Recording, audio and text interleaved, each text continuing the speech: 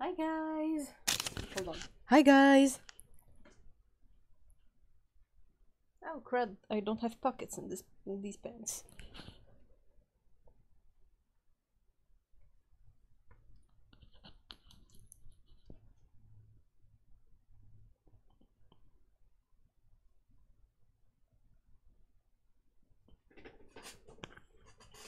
Okay. All right. So how's this? Yay! Awesome. Squeaky chair is there.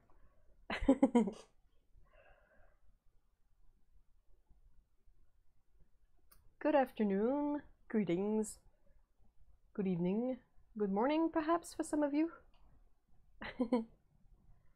So, I see, hi Paolo, hi Otto, Avery, Sakura, Stephen, Diana, hi. Tsukabu is here, Malvina is here, and Jacqueline as well. Hi guys. Hi Lissy.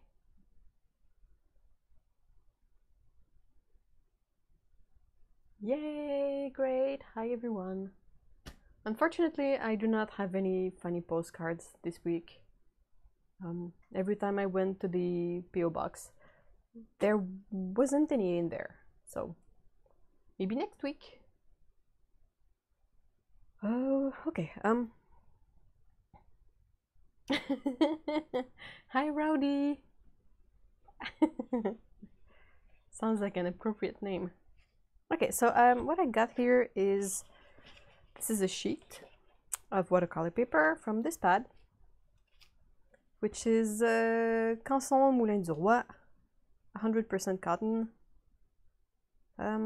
cold press, 140 pound, 300 GSM. I don't remember if I've tried this paper before.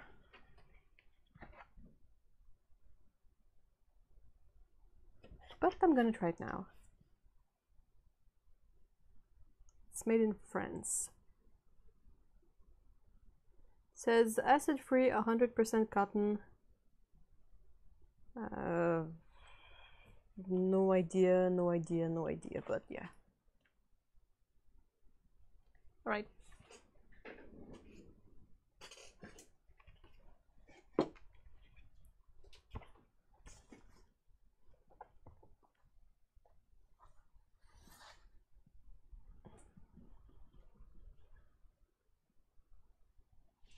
Yeah, okay, hold on. Ooh. Okay. Yeah, okay, good.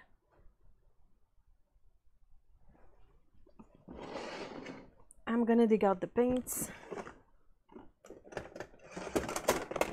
Felt like using these today. Up. I'm still not quite sure what I'll be drawing.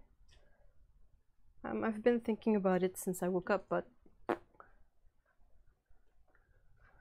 and I will be cutting this as well.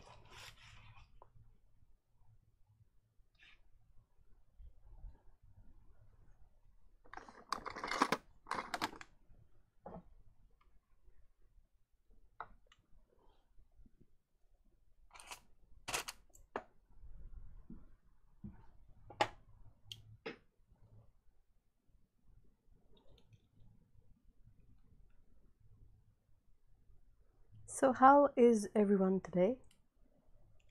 How's your weekend so far? It's pretty hot here in Montreal. I can't wait for the weather to be cool again. Ugh.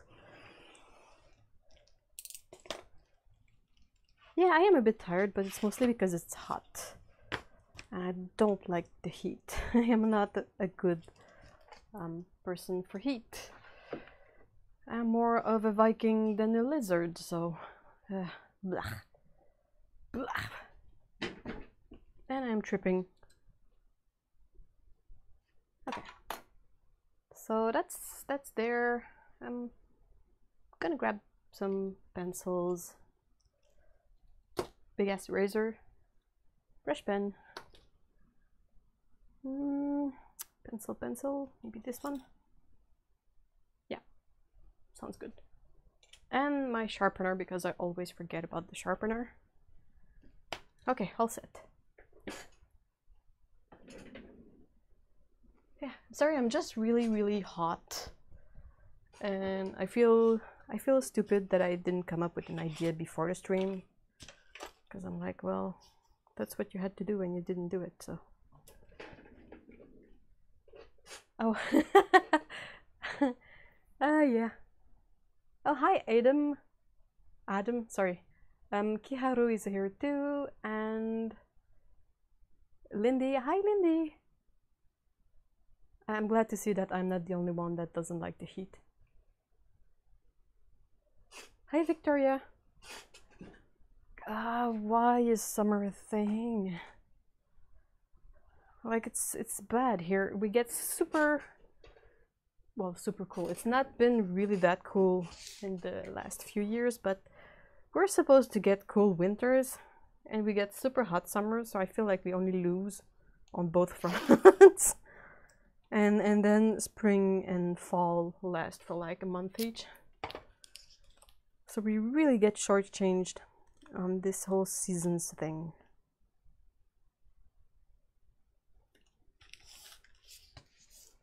So I'm pretty sure you're all familiar with my process so far. I am taping off the edges so that I have a clean border on painting. It also is a really nice way to prevent having, you know, paint just dripping off the paper. And it looks like you can have a crummy painting in there and it's still gonna look better since it has the super clean edges.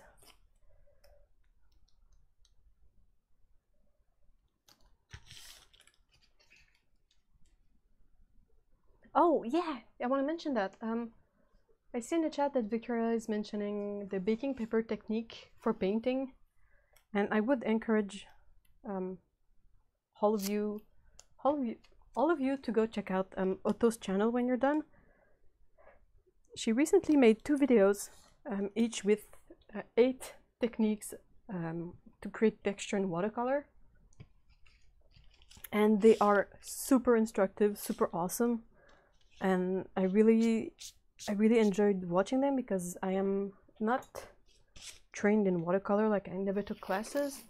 So it was super informative to see all these techniques. Like you often hear people say like, "Oh, you can use this and that on watercolor paper," and then you see like pictures of the finished result, and you're like, "Well, okay." And then you try it, and it's super panicky because you're like, "This doesn't look at all like the thing." But since Otto has made these videos, so you see what it looks like when she first puts the thing on the paint. And then you see the result when it's dry, so it's super instructive, and you can really get a better feel for the technique that you want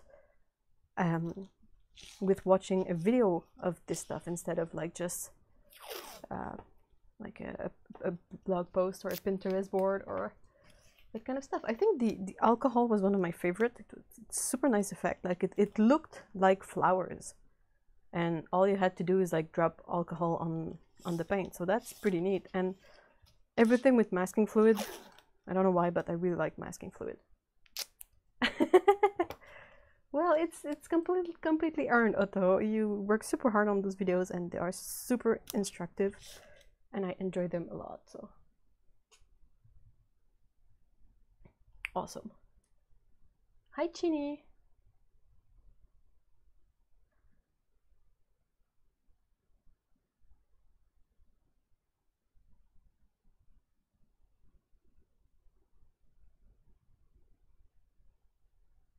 Hi, Linux Switch. Okay, all right, 2 pieces of paper all prepped up. It feels kind of thin for a 140-pound paper. Or maybe it's not thin, it's just since it's cotton, it's not as rigid as cellulose paper. Maybe that's that. Oh no! Oh no, I don't mean to break you, Otto. Sorry about that. Alright.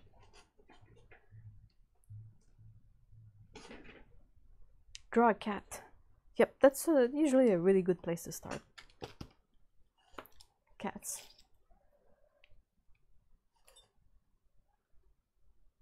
Hi, Fiona. Oh, speaking of cats, I wanted to show this, but look at this sharpener. Look at how cute it is. It's a cat, so you open the butt technically, boop, and you can erase like super large pencils and regular ones. And I think the top is an eraser. Like, yeah, you have a paw-shaped eraser. How cute is this? It's super adorable, and it fits like my theme of all my other stationery, like my tape dispenser and my post-it dispenser. They're all like this minty color, so it fits super nice with the rest. And this was sent to me by Mary, so thank you so much, Mary, for the super cute sharpener. A ginger Scottish fold. Okay, alright. I think red pandas are absolutely cute. I haven't tried the eraser because, like I mentioned, I have this issue with cute erasers that I kind of want to keep them pristine. So I've been just staring at this and being like, oh, this is so cute. I haven't tried it yet. I think it's a case of we do not care because it's so cute.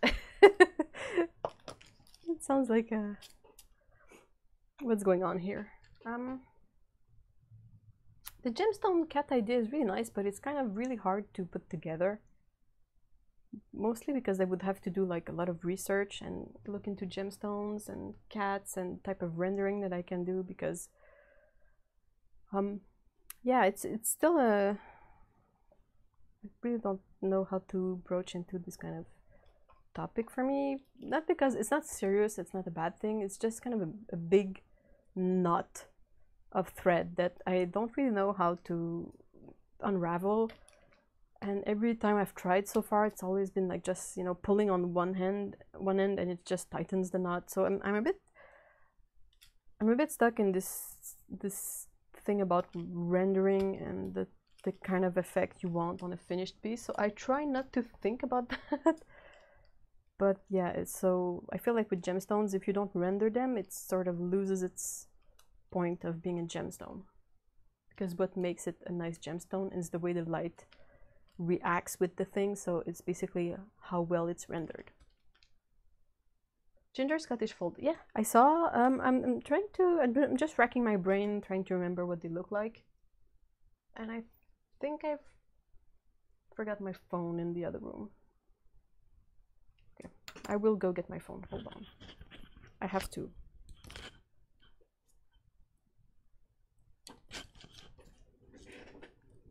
Be right back.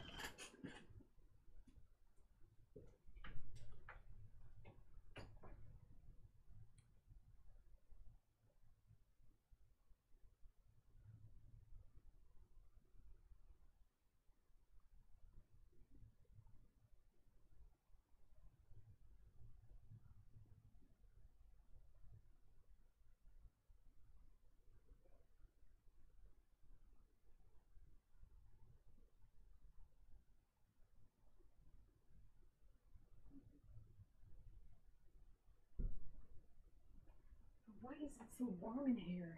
Ugh.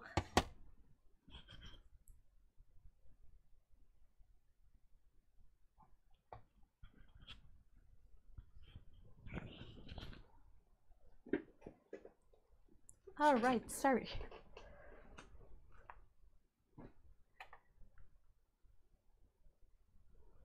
Let's take a look at this. I think Pinterest is probably a good place to look for cute cat pics. Come on, come on, come on.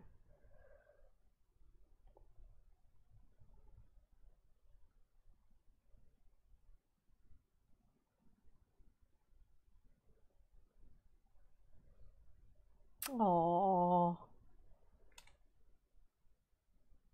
How cute is that? Oh, Oh, this one just has one eye. This is not a Scottish fold.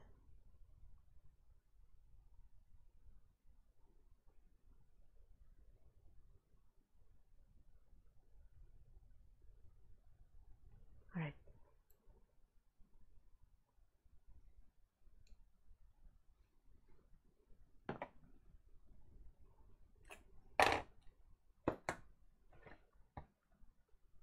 Okay, cool.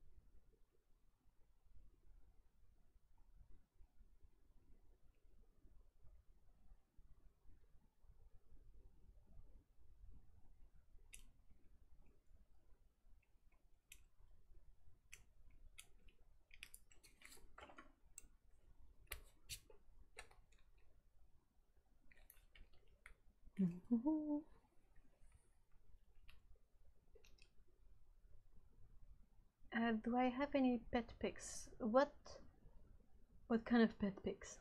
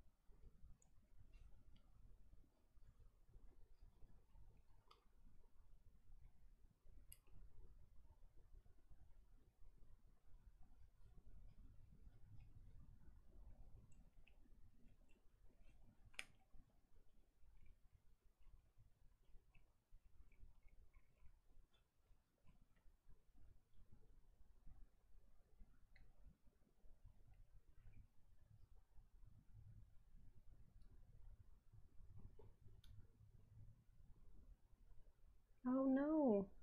So sorry for your loss, ethereal ode. It never gets easy.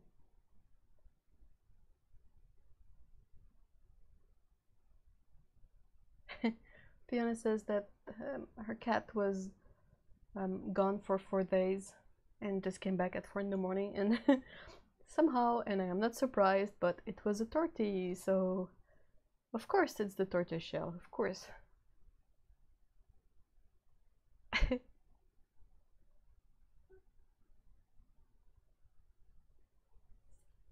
I know that I can't let my cats go outside for many reasons.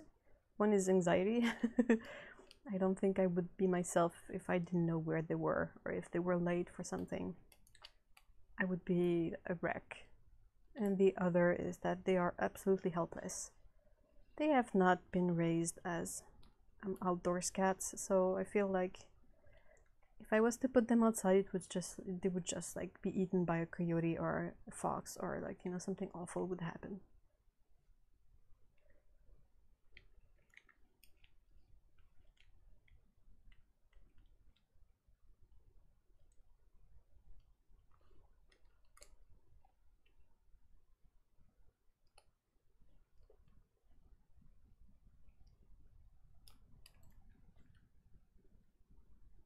This chat room's default is set on cat. That's absolutely true. Oh, hi, Rain.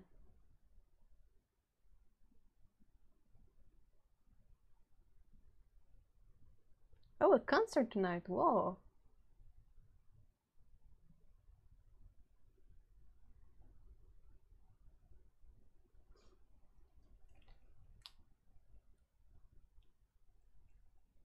This is a weird pencil. I'm not sure I like it. What is this one? Okay, that's more like me.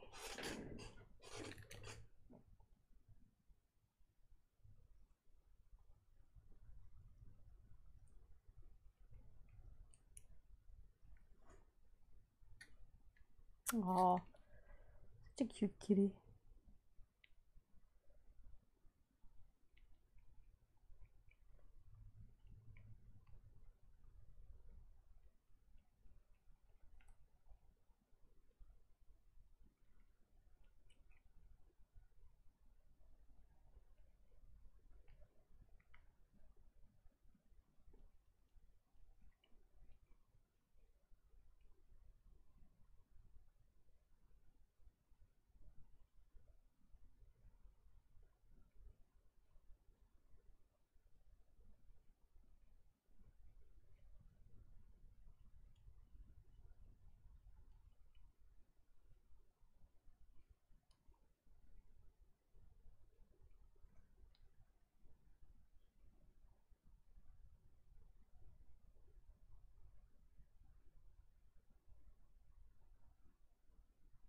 Yeah, that's not good. Suka was saying that they have two cats, two boy cats now, but they are not streetwise. Rowdy goes out on a harnessed leash, and Leo is always supervised because one time he came back with an expensive boo-boo that needed fixing. Yep. The only cats I've had that went outside, well, the one cat I had that went outside came back with a big boo-boo once. So I think it was in the winter, and I think someone like shoveled his face, like just flat, bang, in the face. I'm not saying it was a nice human, I'm saying it was a crummy human. But yeah, I'm not super fond on sending out my cats outside for many reasons.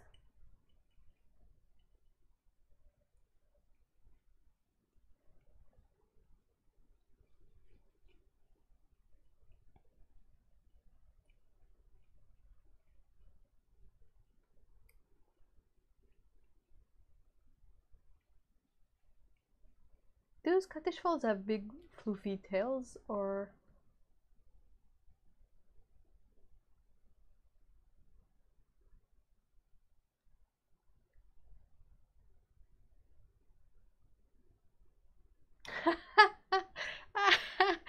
Ethereal, are you Canadian? The cat came back the very next day. The cat came back, it wouldn't go away.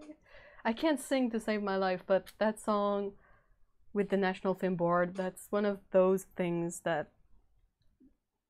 Yep. Oh no, I missed something. Oh no, Grace! Oh no, I hope you feel better soon. Ugh, bad stomach stuff is really never fun. Oh, I'm so sorry for you.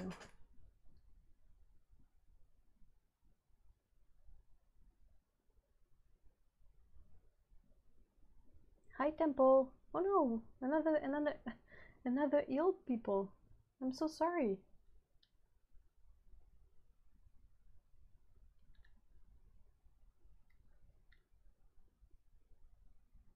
Oh no. Oh yeah, food allergies are not great. There is not a world in which food allergies are great anyway, but I mean...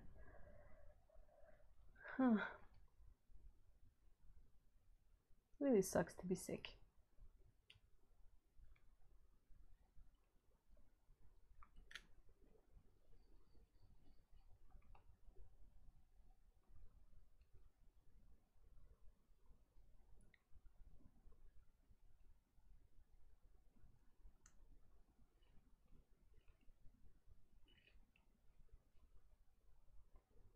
This is such a bad framing.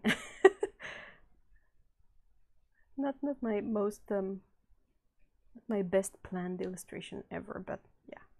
If anything, it's a good test piece to turn it into a real illustration, right? Right? This is all so caught in the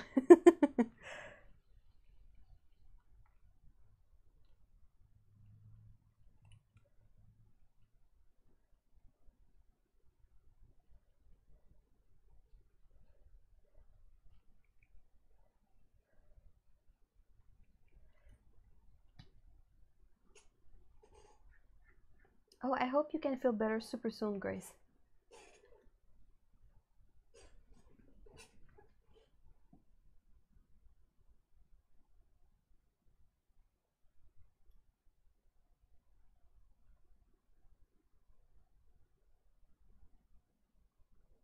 Oh yeah, Linux, you're allergic to avocado. That sucks.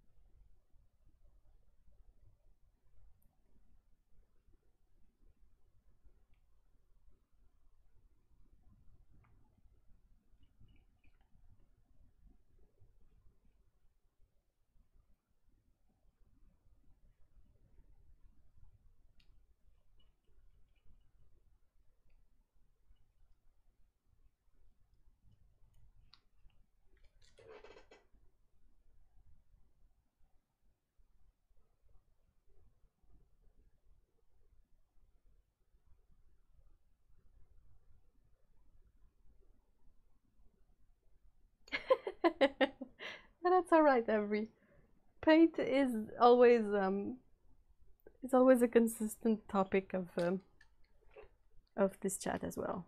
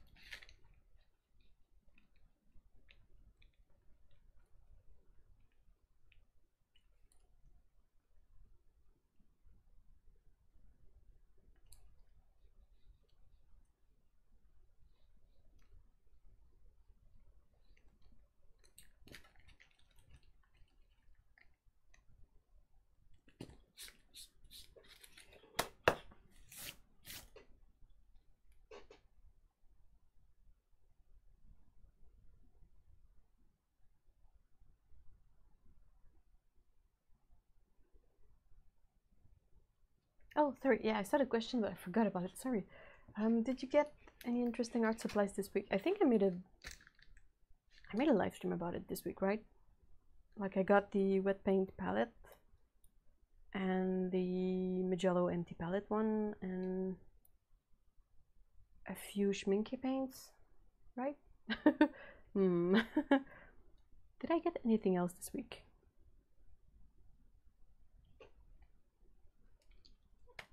I'm looking around because usually that's where everything ends up. Not really. I got a few books. Because books. You can have too many books, I know, but you also can't have too many books. And I wanted some more reference ones, and I'm gonna have to show them because I think they're pretty awesome. I haven't seen anything like these, like in stores around here, but, and nobody's gonna be surprised about this, but it would seem that the Japanese do have pretty good books with reference in them, and I am familiar with these. I already have a few, but since we're doing a comic that's basically a fantastic setting, like medieval fantastic thing, I wanted to have a bit more reference of European village and stuff. Also, like, excellent reference for doing like some sketching, some studies, urban studies perhaps. So yeah, so I'm familiar with this sort of collection. I have a few of them, and yeah, so I was really excited to get this one because the architecture is really nice and has some really interesting elements that I can perhaps incorporate in some things of the comic, and also like would be super fun to sketch out. My part of my heritage, if I can say that, is European. I know I'm definitely white, so of course it's European, but my granddad was from Alsace and my grandma is from France. So to see all this stuff, it's like all things that it reminds me of the stuff they've shown me from their travels and like the family pictures and stuff. So I think it's interesting to perhaps take a closer look into this. This is one of the only thing I can look super closely at and appropriate, and like it's perfectly fine for me to do so because it is technically part of my heritage. So yeah. So there's this one, which is pretty great. They'll look like postcards. They do, like nice postcards too, not the weird creepy ones. And this one is really more about castles, and well, it's just perfect. I think they're like basically making these so that you can sort of take the pictures and use them as reference for drawing and mix up many elements. But yeah, it's super nice to be looking through a book that is mostly pictures, no text. So I think that's pretty awesome for that. Are you in Japan, Avery? Or are you from Japan?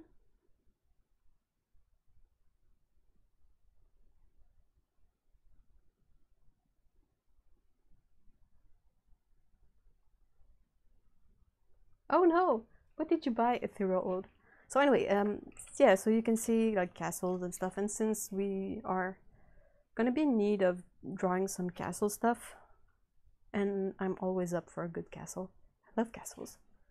I love everything that has a history, you know, like Quebec. I'm from Quebec, but like the city, but yeah, the province, we're not a super old city.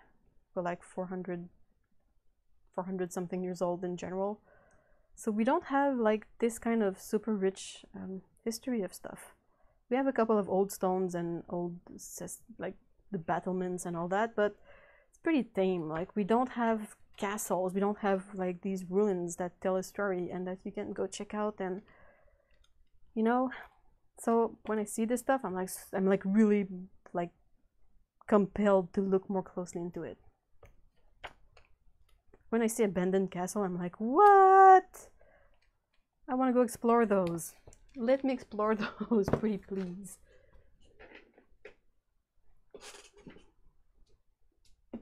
So that was the books. The other ones I have in the same collection are pretty great, in my opinion. Picking Bung Bing. Oh, that's pretty cool, Avery. Which I take immense pride in. Okay, so this one is about the clearly like Japanese interiors, but like I find these extremely gorgeous and pretty to look at. So this is why I wanted this book, is that this is all like look at the kitchen. That's so cool.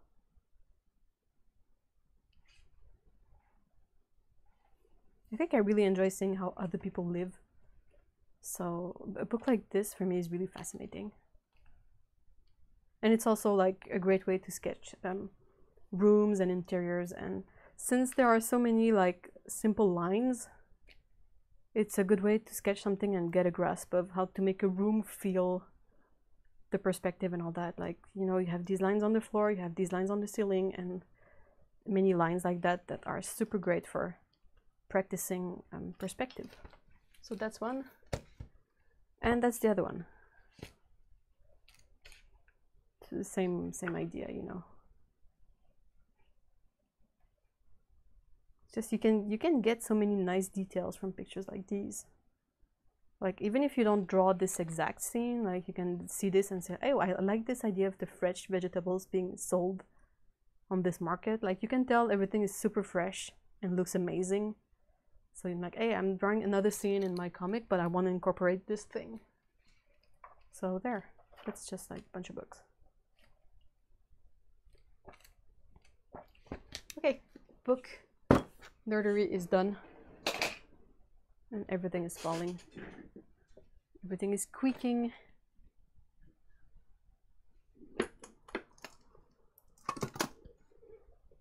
Right. Sorry.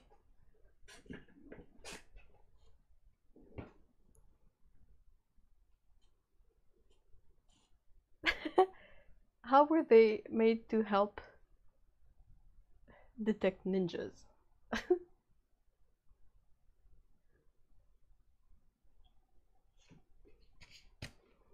Okay, so what should I put on sketch number 2?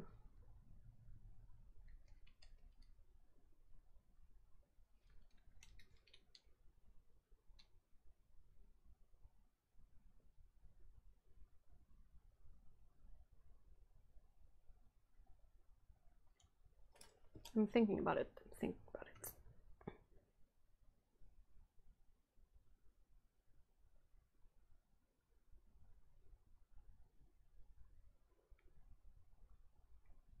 Bunnies.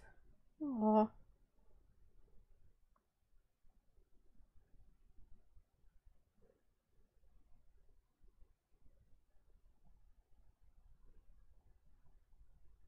No, I wrote bumnies. That's not a word.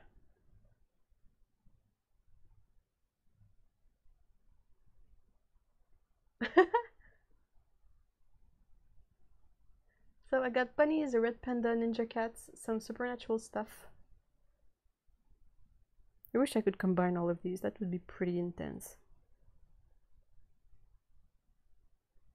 Why is a lot of people's mood on Harry Potter recently? I'm just curious because it's been cropping up left and right, and I'm not sure. I think I missed something.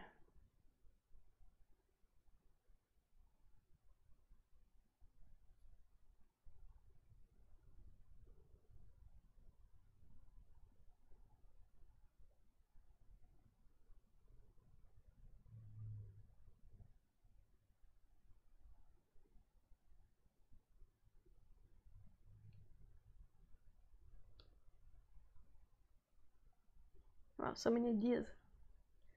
Ninja panda, ninja bunnies, spirited away. Why not paint one of the pictures in the art books like a market selling fresh fruit? That requires that's a really nice idea, but I would have to set it up perhaps a bit more extensively. They did a marathon of the movies. Oh, maybe that's why.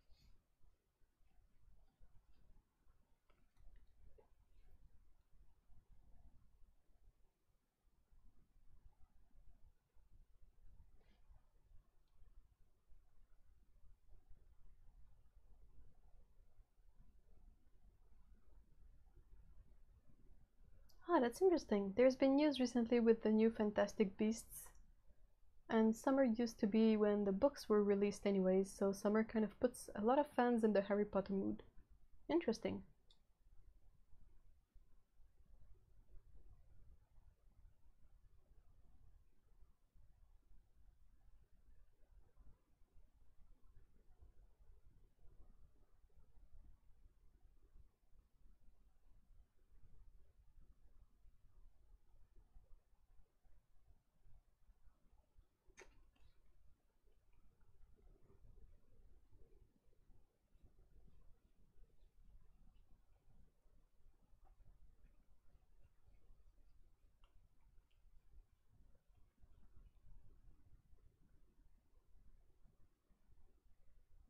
What am I doing?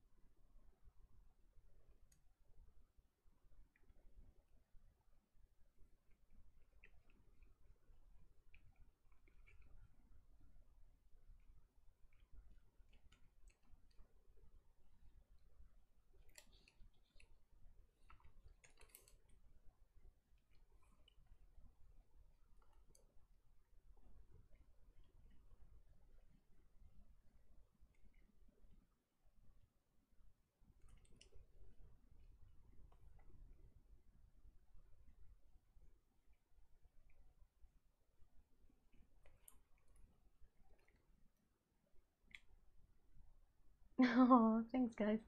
Yeah, I sort of mashed everything together. Like, it's gonna be a red panda buying fresh vegetables from a bunny at a market thing.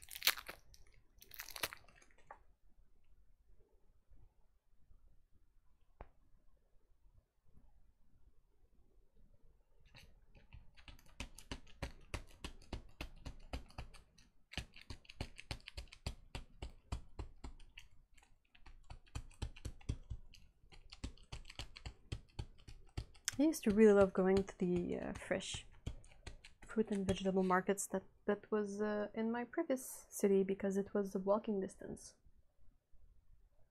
And it was really great because I would just like walk for a couple of minutes, like what, 10 minutes tops, and I would get there and they would have all this local produce and especially fresh corn on the cob, which is pretty amazing. I'm taking a break to drink some stream juice.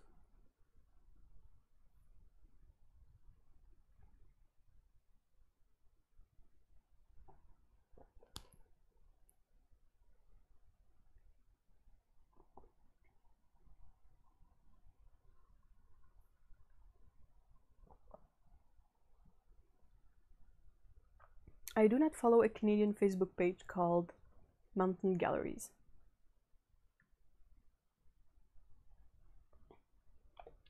What are they about? Today's stream juice is super strong because I was tired. So it has like almond milk, maple syrup, cocoa powder. I never know the difference. The one that is just like unsweetened, the raw bitter powder thing, and some matcha. It's a bit intense, but seems to be working.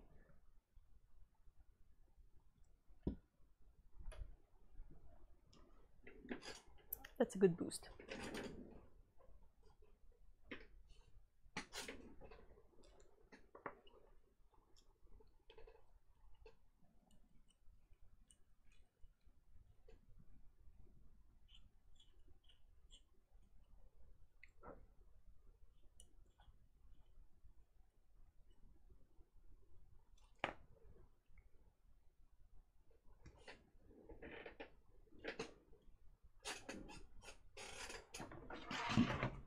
I'm emptying the sharpener for the first time, so hopefully it won't make a huge mess. I think it was quite full. Definitely quite full.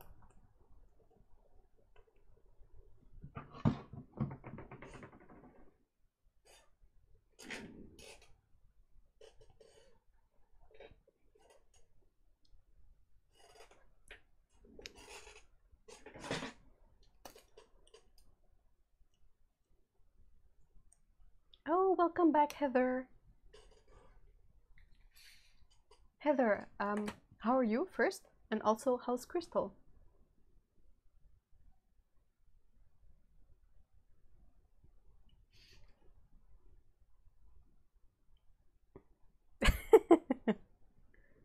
Yep, this is why I like cats. Look at this one. Good job, cat. Really great job.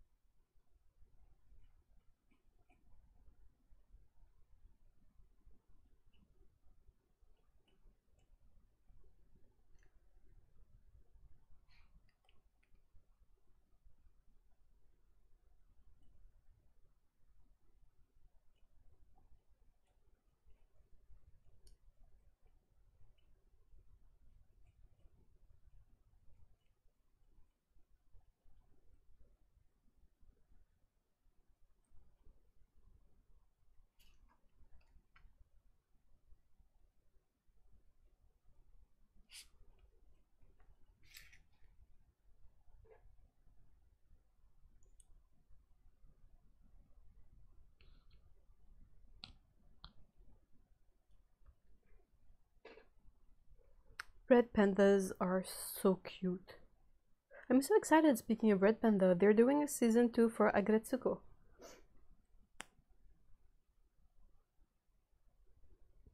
So that's excellent news. We need more of her and her shenanigans.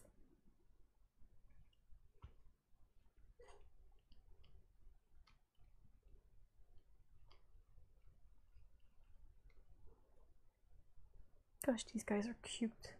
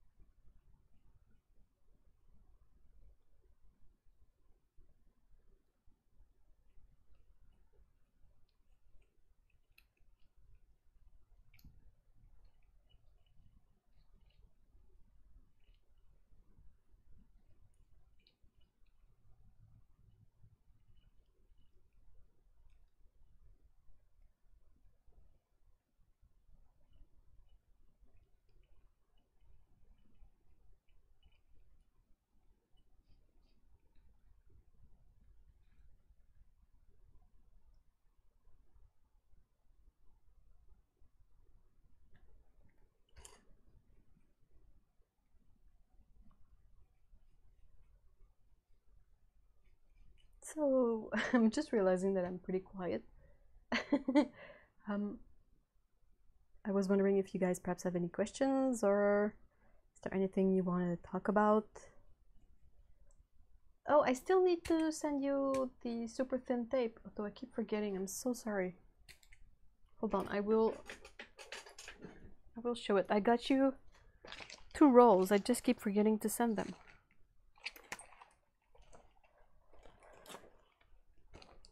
There. So it's basically 1/8 of an inch, so a few millimeters. By tape case, it's 3M, but it's like super thin and it sticks super well. So I got you these 2 that I'm supposed to send you, and I keep forgetting.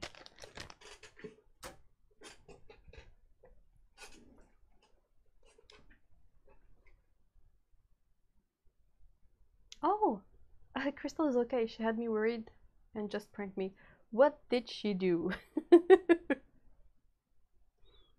Question, who's your favorite Agretsuko character? I like Haida and Washimi. I agree. Haida and Washimi, they're pretty great. I like Retsuko, of course. And the protein guy made me laugh so much. Protein. That was really funny. And I keep saying protein in a silly way every time I have to say protein. I got the thin tape from Amazon Canada.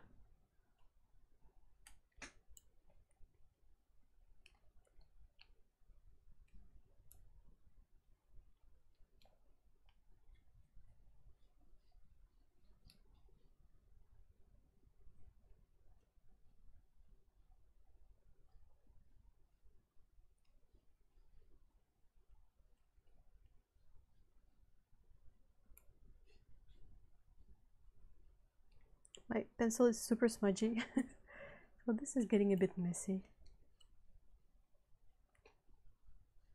Maybe I will move on to inking it soon. Yeah, I think that's what's gonna happen.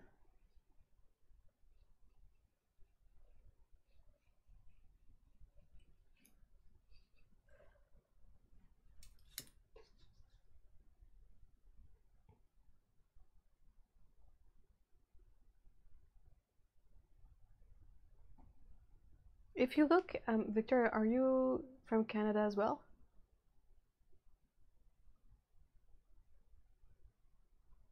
Because you gotta look for, I think you gotta Google like tape case 0.125 inch tape or something.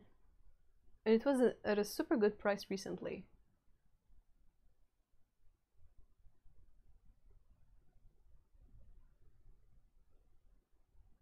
Oh, USA. Then I am not quite sure, but they must have the same thing.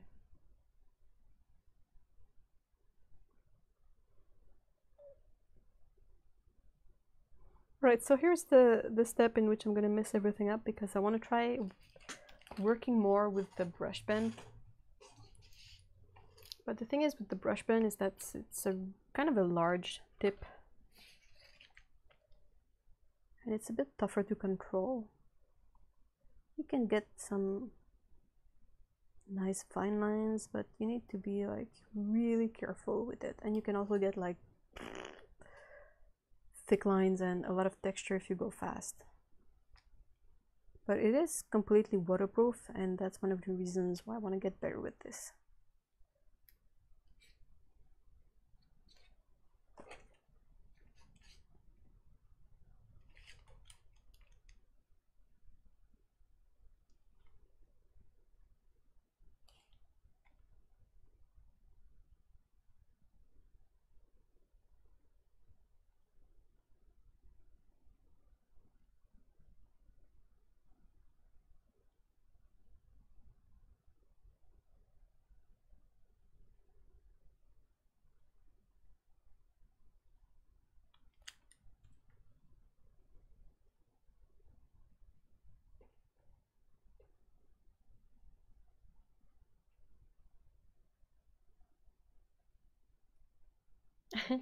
the super thin tape, although I will send you some. It was such a good price. It was like $3 recently, and I bought like a pile of it because I'm like, it used to be like way more expensive than that.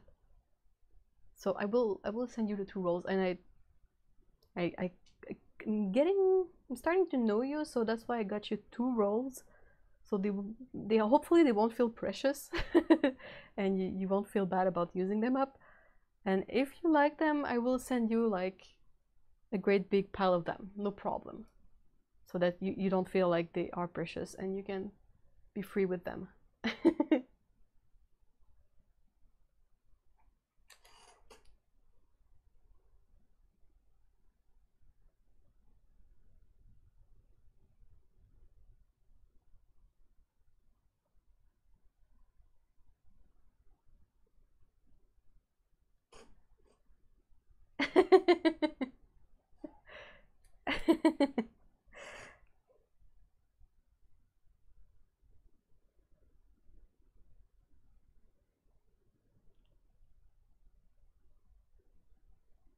I like when these tapes are like around $3 because it's really often like the small amount I'm missing to get to free shipping.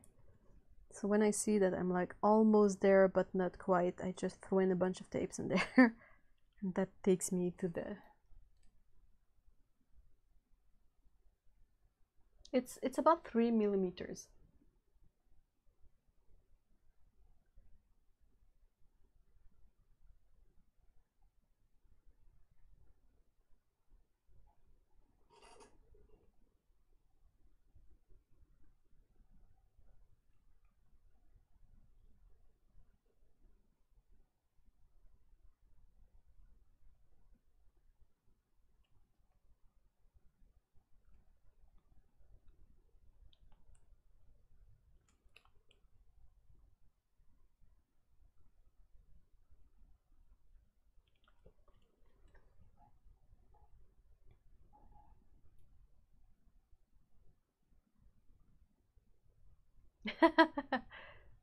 Oh no, what's all the ouch for? Heather, has Havoc jumped on you again? It's really easy to build up to like $35. Well, in Canada it's $35 to get free shipping. It's kind of easy to build up to that. But you know, sometimes I'm like, oh, I need this thing and this thing, and I'm like at $33, and I'm like, this is annoying. So that's when I throw in a couple of tapes. Havoc is making biscuits and needs her nails trimmed. Aww.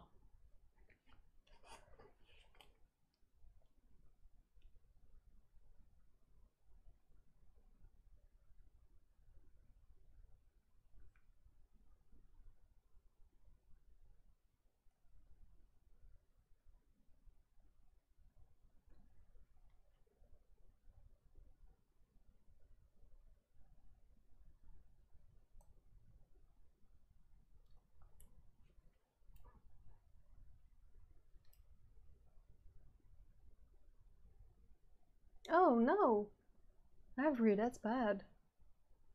Everything that they ordered some Arteza gouache earlier this week, and it said that the order would arrive in 2 days. Now it turns out it's supposed to come in 2 weeks.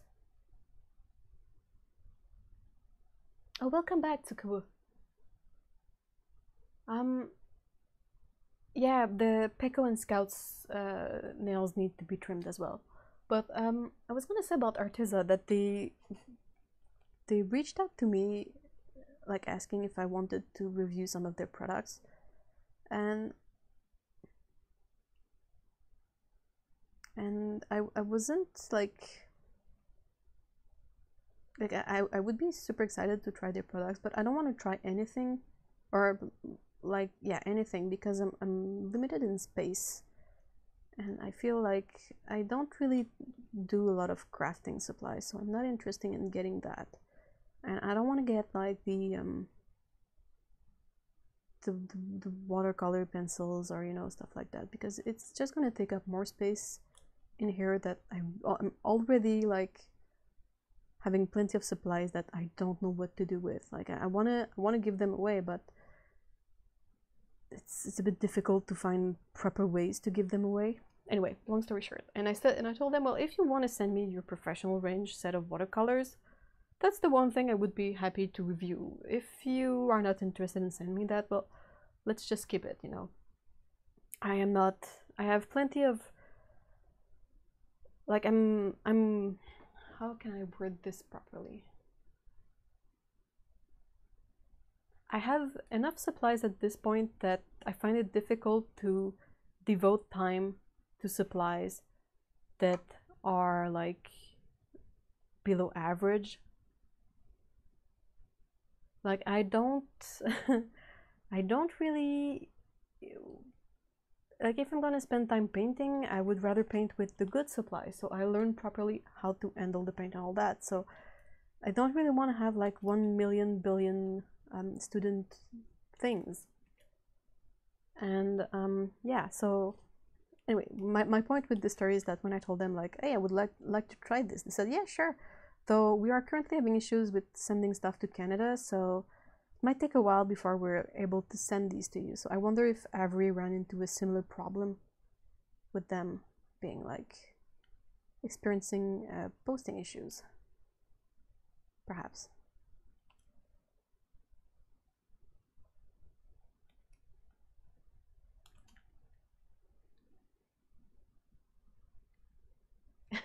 Victoria is saying I'll take them.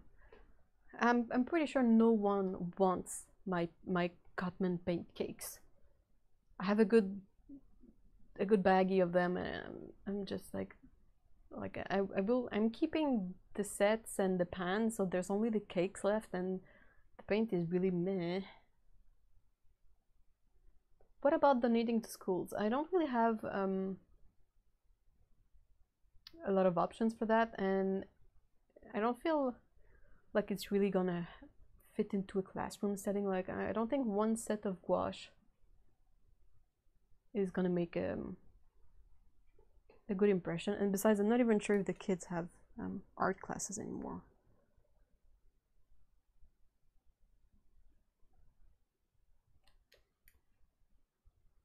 The package is not here yet, although I'm a bit annoyed that it's not. I had the impression you sent me one like quite some time ago.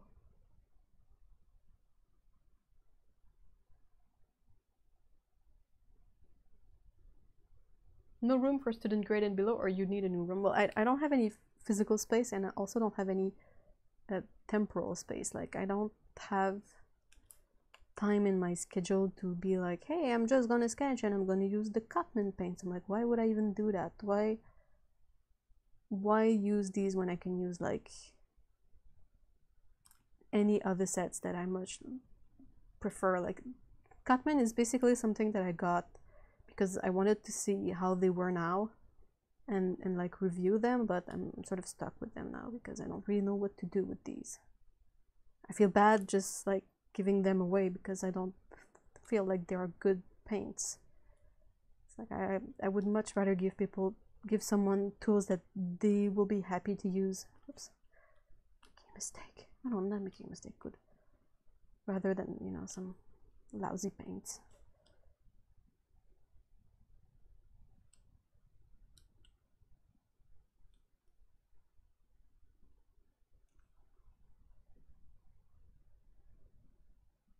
And I don't have like nephews or grandchildrens yet. Well, I'm never gonna have grandchildren, so it's not like I can like give this away. I have given a few of these supplies to a friend who has grandchildrens, but it's been a while. Like with the summer and the family visiting, we haven't been able to see each other much.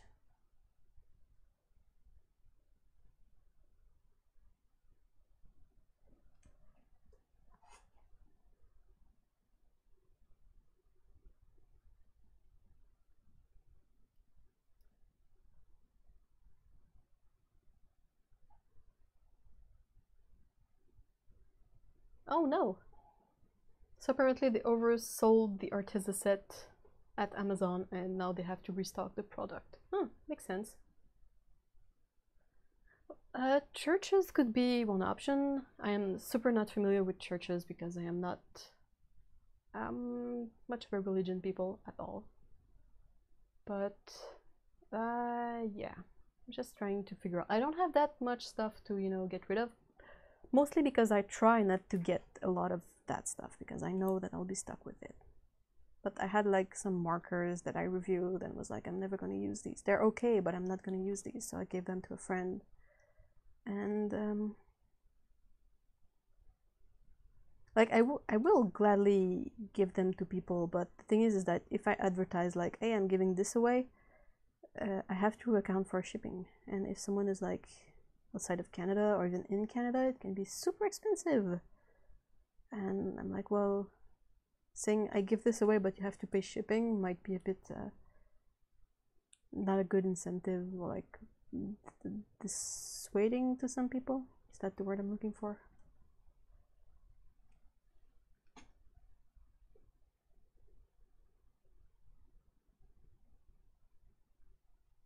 Jacqueline says that Arteza does not have professional grade products. They call them professional, but they are at best student level. I would that's what I'm thinking, but that's in part why I want to test their professional range, because I want to compare it to actual professional stuff to see if it's just a bunch of bollocks or if there is actually some, you know, sometimes I review products that I have a fair idea what it's going to end up like, but I still want to review those because I want to show that, like, why it is like that, so that people can make a perhaps a more informed decision when they buy their own supplies. Same like when I review Cotman, it's not because I'm hoping that Cotman will be amazing. It would be amazing if Cotman was amazing, but it's not.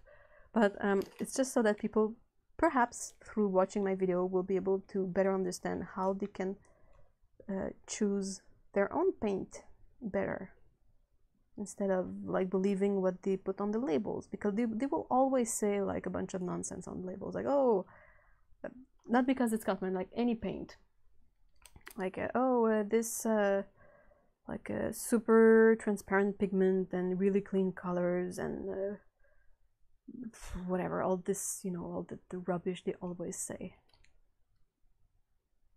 And yeah, it makes me laugh that I'm like, yeah, but you all say that and it can't all be true, right?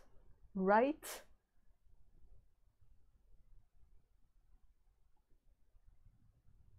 Yeah, but if I give them away, I have to ship them out, and shipping costs a lot of money that I can't afford at the moment.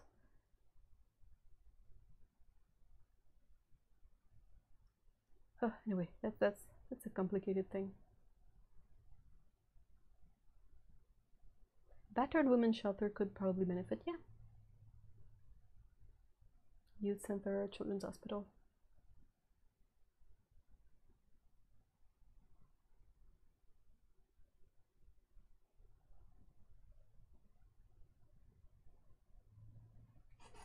I mean, there are many good options, and I'm not saying there's not, but I'm trying to think what is available to me also locally. Like I don't have a car, and I don't go out much, and I don't know these things, so I'm not part of a, like, I can understand, like, say if you belong, I'm not sure that's the word, but if you go to a church, is that how you're supposed to say this? Well, you maybe you know a bit better the initiatives that the church takes to help the community, but so far from the pamphlets I'm receiving from the local church, it's not like, aside from the bazaar they have every once in a while, there's not much going on.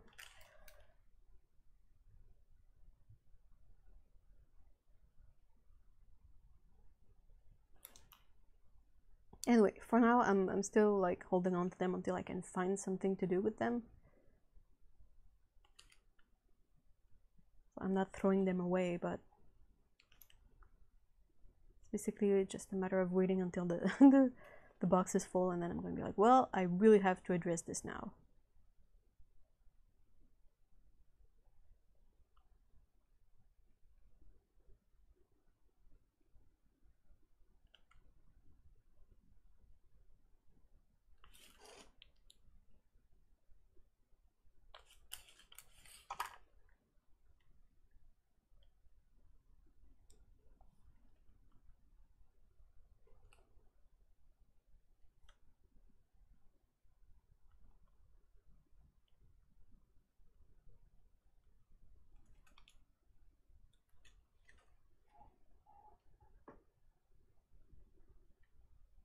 Oh god, this is turning out not too bad.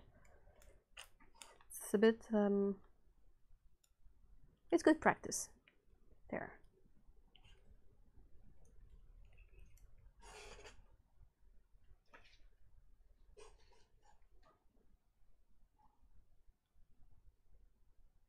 Havoc is looking for trouble. What is she doing?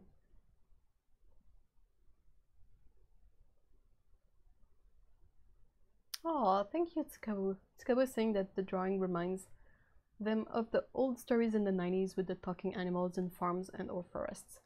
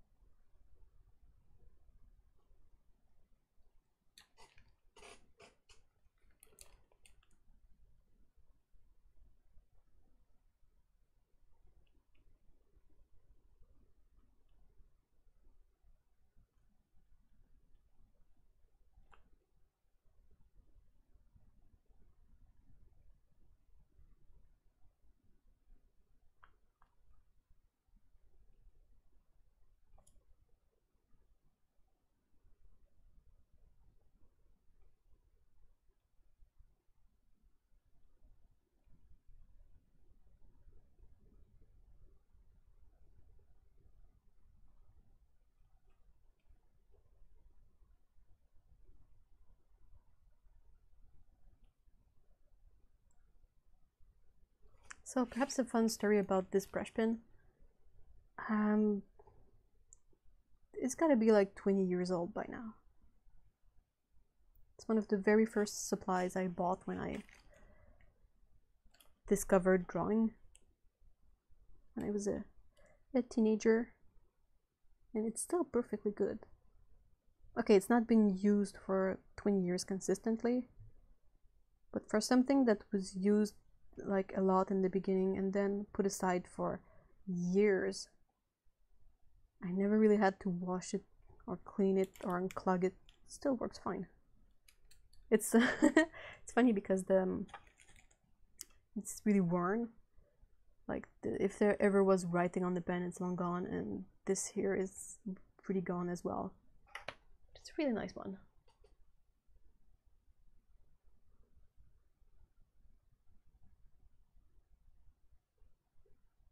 Question from Jacqueline for anyone or everyone. Do you arrange your sketchbook by pigment number or some other way? I like to go by pigment number. Like I will have like all the PYs, all the pigment yellows together in order, like starting from PY3 usually to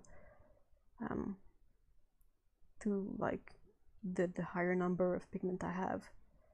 Just makes it a bit more easier for me to find a specific pigment when I look for it. I know that Otto has them by brand, I think. She can correct me if I'm wrong.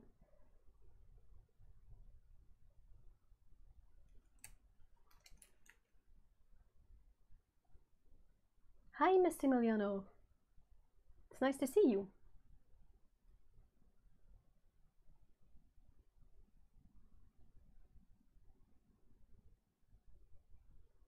Flashes your palette for a minute? What? What do you mean? Like this palette here? This one under the tape here?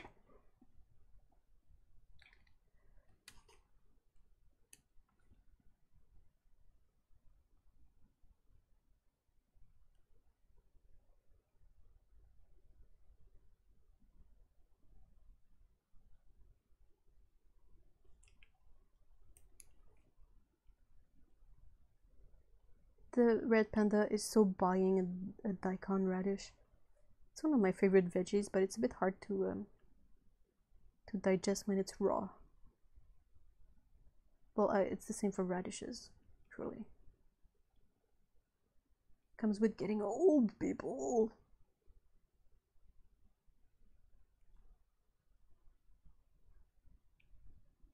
I can't do raw onions either. Holy crap, who can do raw onions? It's like really evil.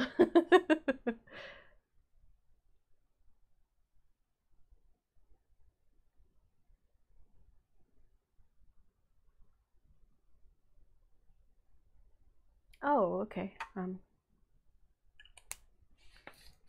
It's nothing really special. It's just the White Knight Leningrad set of 24 colors, which is basically all of these. And I've added 4 colors that I felt were missing. So that's all there is to it.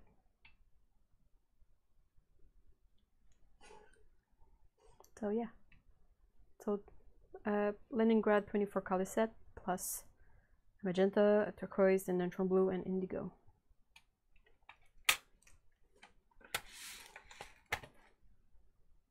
Daikon is delicious. It blew my mind when I realized that you could cook daikon. I was like, oh yeah, that explains a lot. And also, like, if you cook daikon with bacon, holy moly, that's amazing. Well, you gotta cook the daikon first. This is how I roll about it. I cook the daikon, like I boil it with some rice in the water. And when it's cooked, I cook the bacon in the same pan, like remove everything. And when the bacon is cooked, I add soy sauce, sesame oil, and perhaps a bit of honey, and then I put back everything in there and I just mix it, and it's delicious.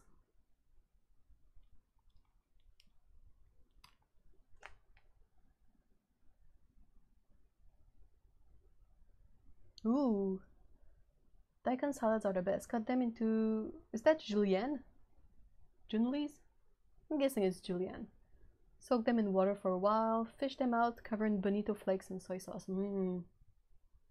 Is there a way to choose a daikon that will not be like super hard on the stomach? Like, is it, oh, it's the green ones that are super hard, or is it pick one that is completely white and it's gonna be fine? Is there a trick to it?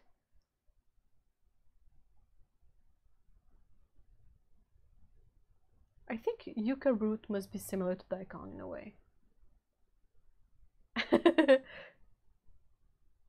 Oh yeah, daikons are amazing.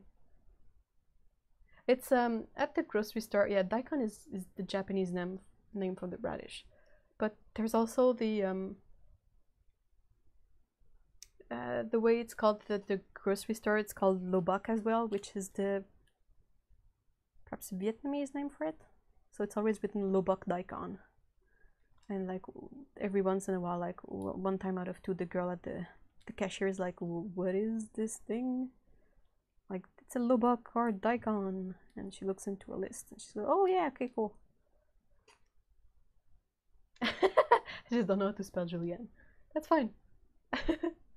Okay, so I gotta pick my daikon really like white and stay away from the green ones. Oh, pickles.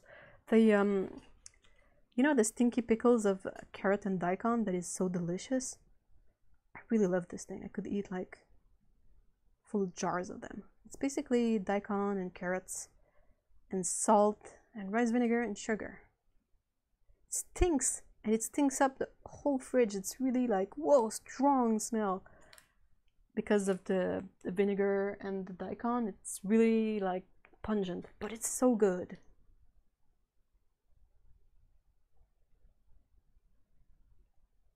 I don't prepare it as often because it really stinks up the whole fridge. And I'm like, why? The fridge is stinky, and you want to eat something else like an apple, and the apple tastes like daikon. It's like, yep, this is not great.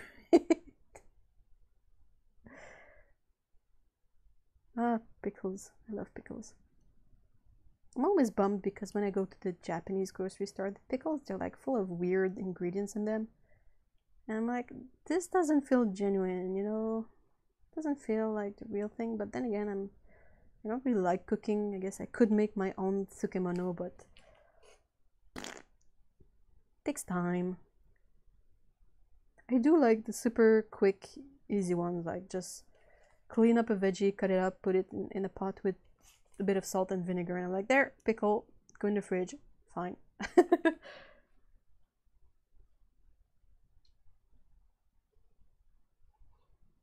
Pickled ginger is really great. I like the what's the word for it? The one that's super red. it's not Gary. Gary is the one for sushi. But there's a way to, you chop the ginger into matchsticks and you put it into plum vinegar and shiso leaf. But shiso leaves are like, I've never been able to find any shiso leaves around here. Aside from like dry in furikake. And then no one's gonna know what I'm talking about in chat except Otto and perhaps Avery.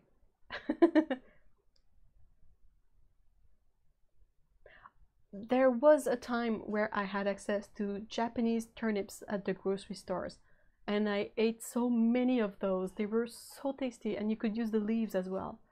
They were so great, but now they don't have them anymore. The thing with beetroot is that it tastes like a handful of mud. And oh yeah, benishoga, that's the word I was looking for, benishoga. But I don't like beets. I think I have a hard time like digesting them properly as well. Every time I've eaten beets, I've been ill after, so it's not a good incentive to try it more, if you know what I mean.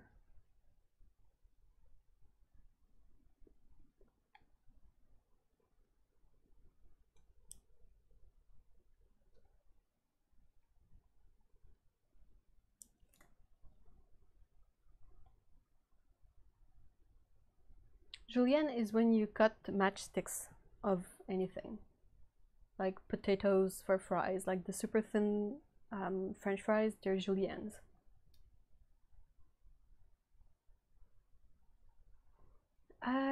Canadian viewers question, are there a bunch of Japanese stores in Canada? Because I see Canadian YouTubers go to places like Daiso and Muji, right? You have many of them in British Columbia.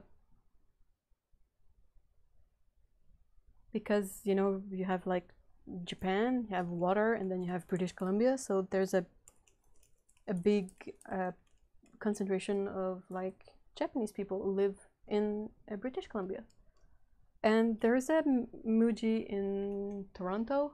You have a super nice I'm missing the word. It's but anyway, you have a lot of Japanese living in Toronto as well, and they have so many great restaurants, so many awesome foods. I had the best salad in one of them. Whenever I go in Toronto for like a comic convention, I always try to hit the same restaurant and eat the same thing. They have amazing like tsukemono, like veggie pickles, and then they have this amazing salad that has like fresh tofu in it and lotus chips, like lotus root chips, and the dressing is just to die for. There's also a really amazing ramen place. They have like this spicy garlic vegan ramen that is really amazing.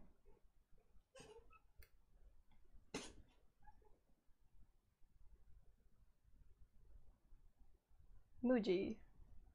Mochi.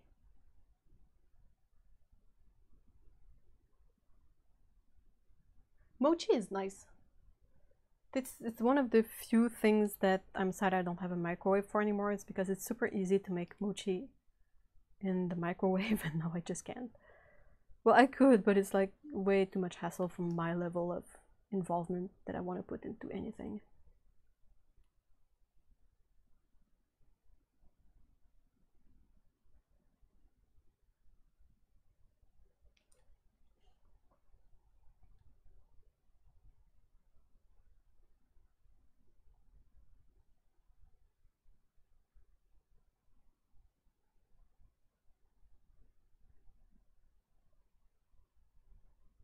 Ah, man, all this food talk in the chat makes me yearn for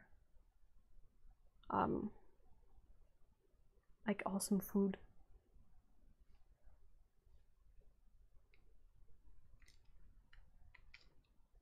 Like food is great, I just don't like preparing it. I can roll a decent sushi. Like, it's not so bad. It will hold together, and the rice is not like all tightly wound together, but that's one of the most elaborate things I will prepare.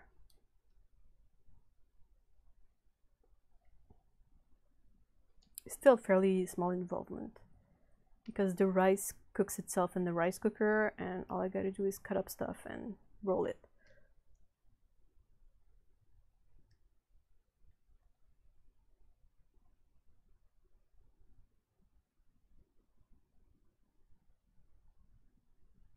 I have a question for you, Massimiliano, since you're from Italy. Is it fairly easy to eat things if you have a dairy allergy? Like, is it fairly easy to order things that will not have any dairy in it? Like no milk, no cheese, no butter, nothing like that? Or is cheese really ubiquitous?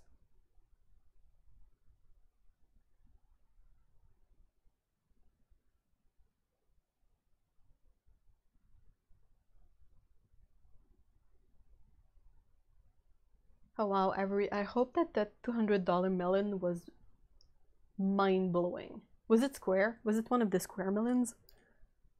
Those are so unique.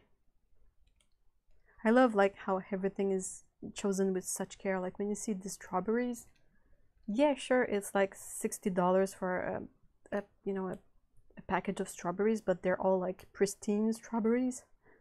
You will not get the one that's all moldy at the bottom hidden by the others. It's all going to be like gorgeous strawberries chosen with so much care.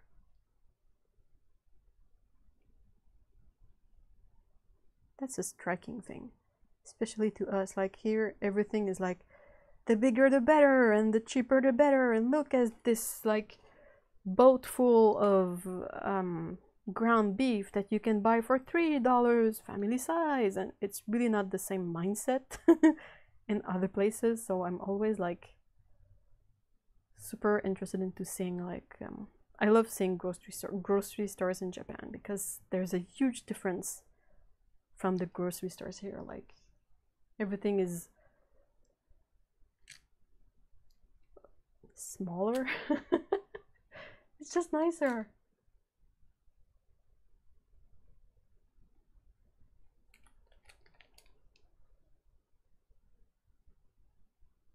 Like I don't want to pay like a couple of bucks for cheap meat that doesn't taste good. If I'm gonna buy meat, I would like it to be like a small amount of better meat than like a huge amount of something that's not awesome.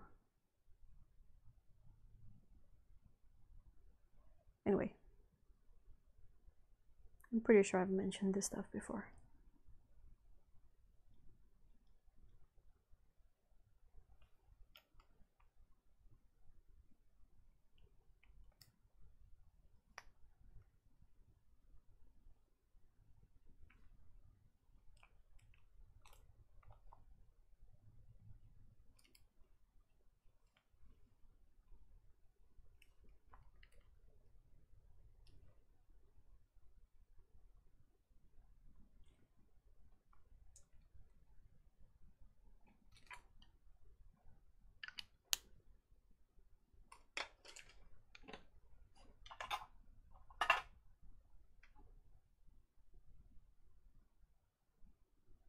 Yeah, dairy in Italian food is ubiquitous. There are some dishes like ago e olio, something with oil. But to make dishes non-dairy, you'd have to make them yourself.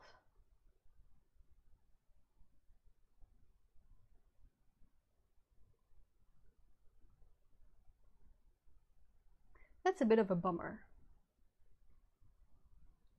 Like, I really cannot have dairy, so it's not something that I could say like, well, it's gonna be special. I'm gonna be on holiday. Perhaps I could have some. It's like, well, it's kind of a sad thing to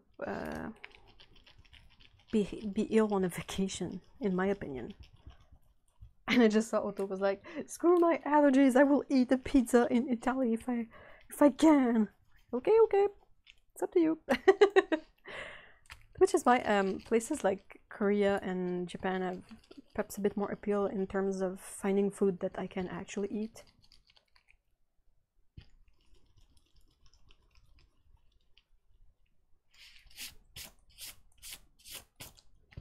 Same with Indian food. Like, I am not super big on Indian food because of the tendency to have hidden cream and dairy and stuff in there.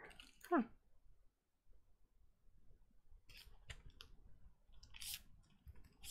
It would seem the ink wasn't fully dry in some places, but it still works.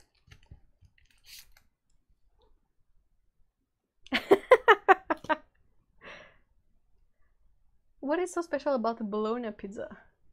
I was saying that that she will live through her food allergies to eat a bologna pizza. Like she would die afterwards, but she'd die happy.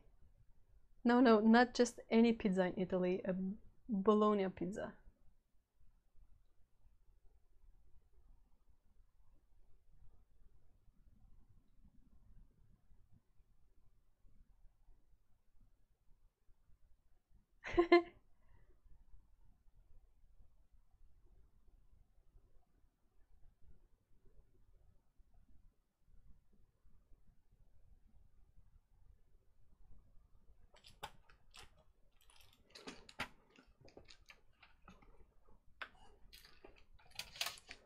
So it only took me an hour and a half to draw these two things.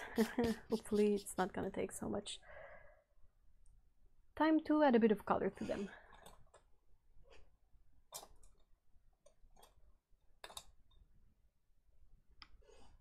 So I'm picking up, this is a size 10 Ultimo, I'm gonna take out the size 6 as well.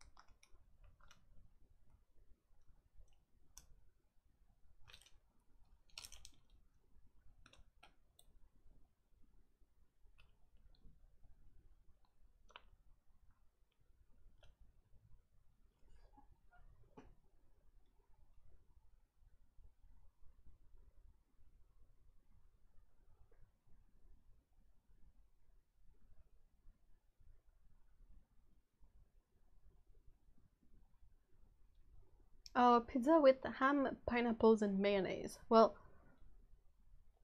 I really like ham and pineapple on pizza, so I'm part of that group. I can still eat pizza, just put like fake cheese on it, and it's okay. It's not like real cheese, that's why it is fake cheese, but it you know, it feels similar enough to be satisfying.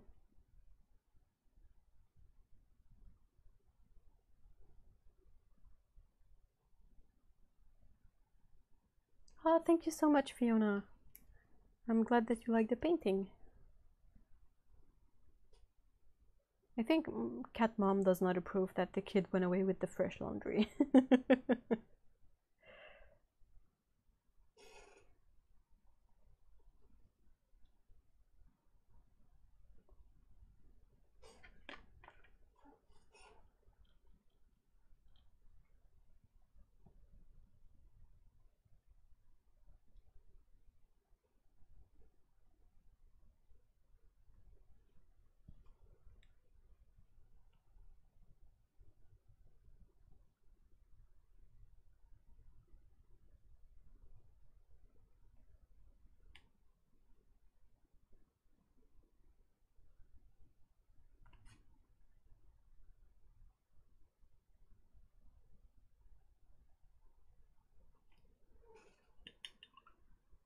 Ago e olio, aglio e olio, garlic and olive oil. As a sauce, I guess.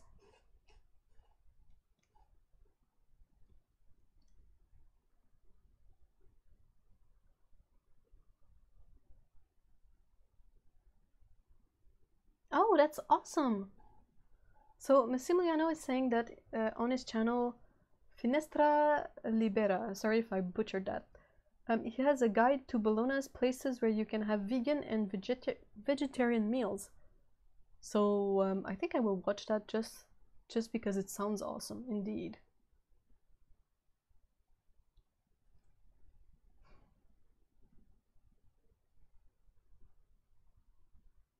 Chow cheese is great. I haven't seen that one, but here we have Dea. And I quite like Dea. They have a jalapeno Havarti cheddar that is amazing. Not cheddar, but cheese that is amazing. And smoked Gouda. Hair quotes all the time. But and they are both pretty good. It does the trick, you know. So I was talking about this with Otto the other day because we both have like allergies of some sort. Many allergies, in fact, but anyway. And we were a bit discussing the fact that often when you talk to people and you mention you have food allergies, people are like, oh, I could never cut away this or that food. The one that comes up the most often is like, I could never cut away dairy. And I was like, you know what? You say that now, but if you ever get to a point where eating this stuff causes you tremendous pain or is life-threatening, you will stop eating it. It's gonna happen whether you want to or not. Like, this is the whole point of being allergic to something, is that you have to stop eating it. So going like, oh, I could never cut off this thing or that thing, it's like it's a bit pointless in a way, and I feel like it's a bit blinded to what the other person is saying when they mention the fact that they cannot have this thing. It's not like oh, I decide I don't want to eat that anymore because I don't want to eat that anymore. It's like, no, if I eat this thing, I'm gonna be in pain, I'm gonna die. You know, it's not like just for the sake of like being special. It's just it's it's the way life is for so many people. So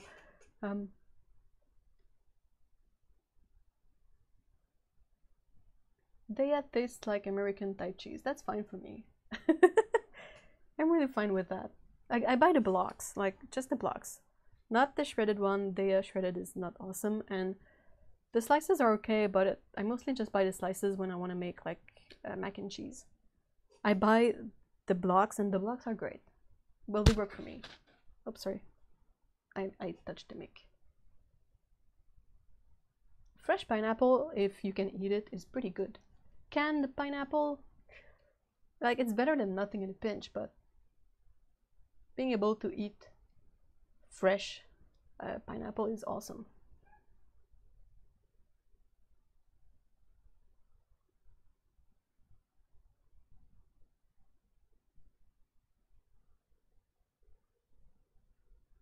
Oh, really? That's cool. So Massimiliano is saying that, first of all, thank you for enjoying the painting. Really appreciate it. But it's interesting that you find the channel because of the vegan watercolor paints. The ones from Ame, I guess. And yeah, I see people in the chat. You seem to agree with me that saying like, oh, I could never cut out dairy is sort of a... It's a bit of a deaf thing to reply to someone who says like, I cannot eat this thing anymore. It's a bit of a pet peeve of mine, like, same thing. It's like when you meet someone with celiac or has severe food allergies, it's not a tantrum that they're throwing. It's because they just want to keep on living, you know. My dairy allergy is not that bad, but yeah, I still get annoyed because people kind of, you feel like you try to talk about something that you have to struggle with on a daily basis, and the other person is just being dismissive. and you kind of want to go like, no, listen to what I'm saying. I cannot eat this stuff. If I could eat it, I would. Because yeah, I am not a fan of buying like fake cheese that costs like $7 for a block. That's not great. And I cannot enjoy many meals that I used to enjoy. And it's really inconvenient to go eat outside. And it's not something anyone would choose if they didn't have any other options, you know. Oh yeah, just my rant for today, guys.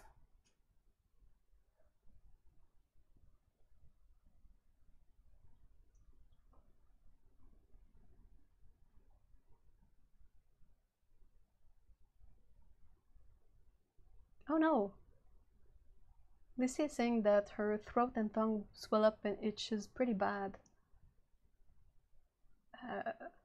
when it comes to pineapple. Is that it? That was the pineapple, right? And every time I tell someone, they tell me it's the acidity of the fruit. That's not great.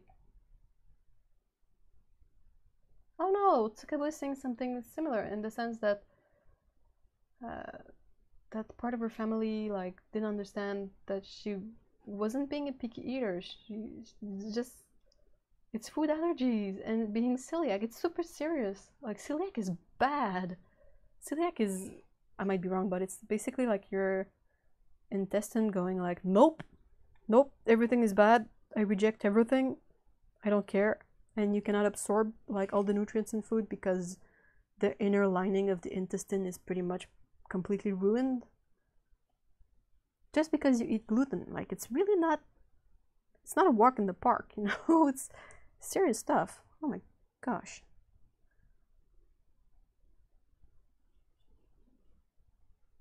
I really have a hard time with people who are insensitive like that. I have a bit of that in my family, but it's mostly because, like, I tell myself that it's because they're old and they forget this stuff. Like, they don't have the memory capacity they maybe used to have. Like, so perhaps they tend to forget that, like not eating meat means that I will not eat like this cured meat that is also meat, but you know, it's not like raw meat, it's cured, but I mean, it's still meat. So anyway.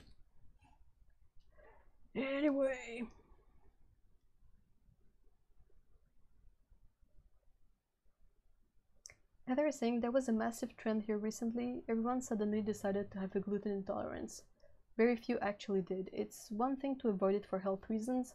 It's another to avoid just because so-and-so told them to.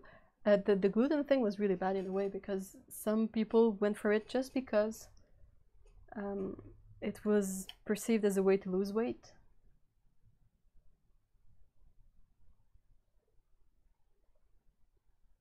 And I'm like, losing weight is on the mind of so many people, and I understand that, but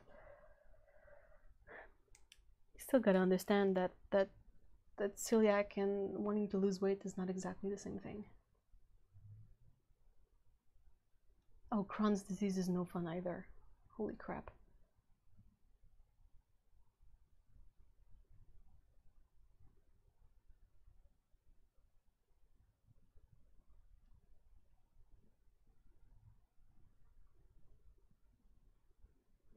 Yeah, let's see why you enjoy. So if you cook the pineapple, it's fine.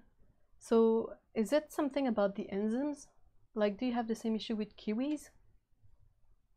I think did we talk about this before?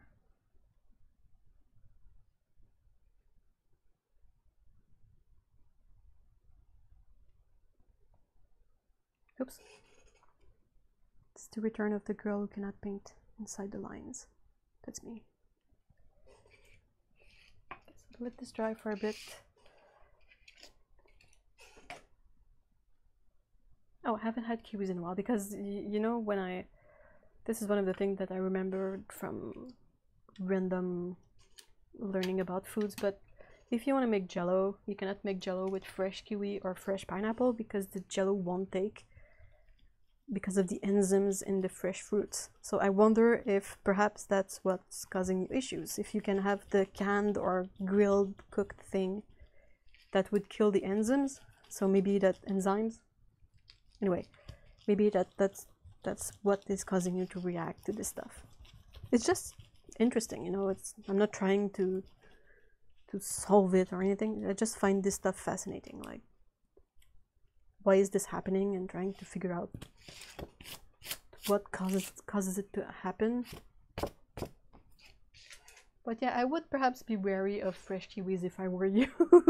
Maybe there's a link here. Where's my brush pen?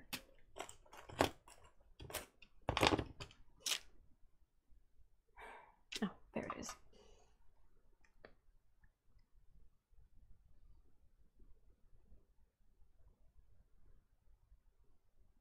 Oh, that's awesome, Tsukabu.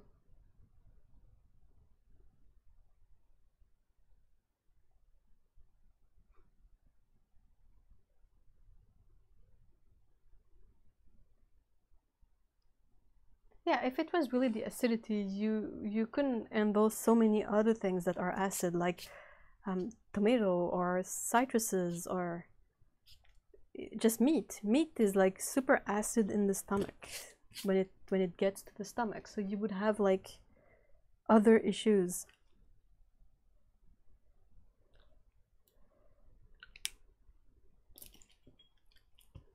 Like, it was a bit of a similar thing trying to figure out what I was allergic to in dairy, because like I would react to certain things and other things would not have the intended effect. Like, people often say, oh, it's lactose. And like, no, it's not lactose, because I tried all the lactose-free stuff and I was still feeling awful.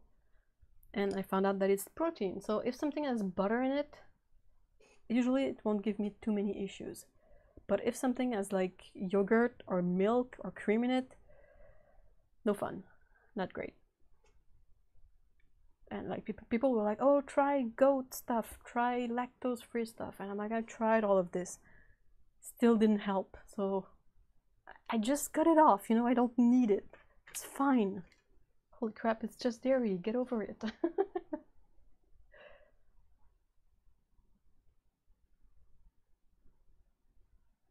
Oh, that's cute, Lena. He's not your husband yet, but you're working on that. Oh. Oh, wow, every. Allergic to chemicals in processed foods, artificial dyes, colors, and flavors. That's awful because it's really everywhere, but that also means that you are forced to eat well. I mean, it's never fun, but at least this one has a kind of a silver lining, is that you cannot eat stuff that will be bad for your body, because your body will let you know super fast.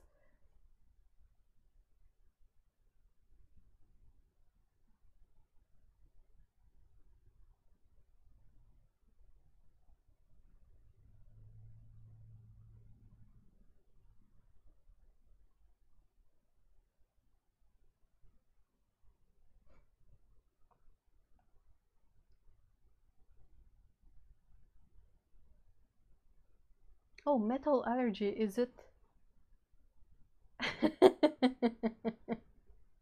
He's listening.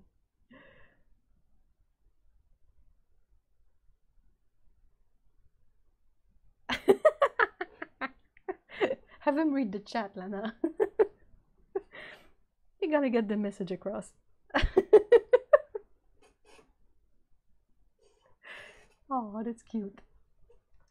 So yeah, is the metal allergy like a contact allergy, or like if something has mercury in it, like fish, you get the reaction?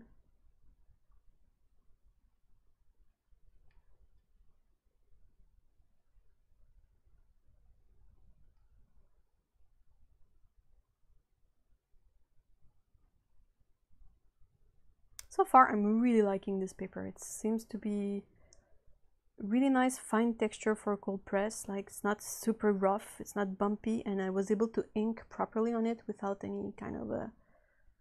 You know, sometimes inking on textured paper like cold press can be really tricky, but this seems to have been super breezy and nice. I was able to get, like, you know, fine lines in some places and all that, but it seems to be taking the color really well.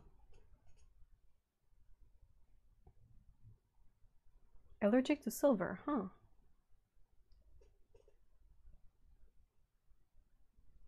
I'm a very expensive person to take care of. Well, perhaps you don't need that many expensive things, just a few super nicely chosen ones.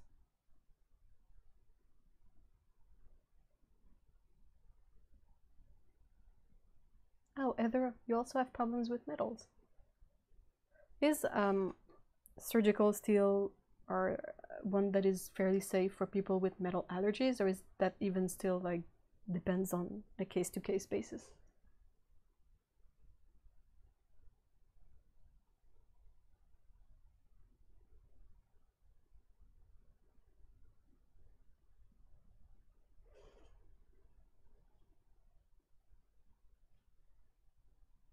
I'm so glad I'm not allergic to cats yet.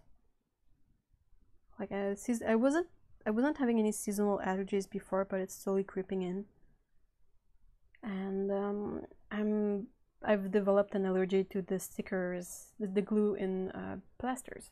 So I really gotta be careful about the plasters and the kind of surgical tape I use. Like I used to go to physiotherapy because I hurt.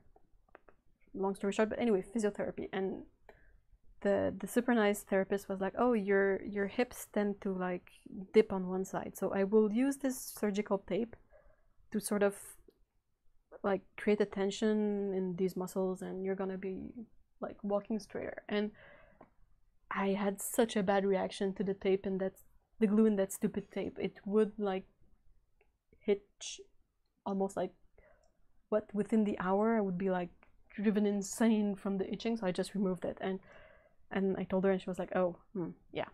And like same for plasters. It feels like it's an exposure thing. Exposure thing. Like you're fine, but you sort of accumulate a bit of it every time you use it, and at some point it's just too much, and then your body reacts to it. It was like that for penicillin for me.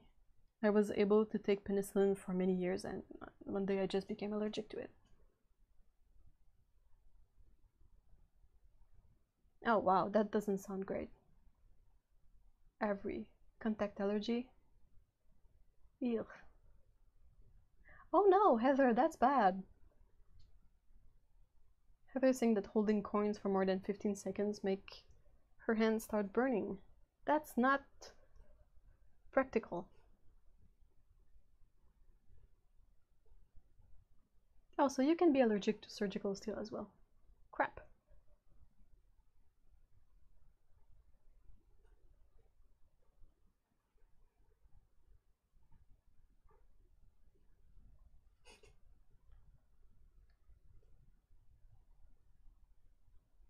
Yeah, you just, you get a rash from the glue in the plasters and the adhesives.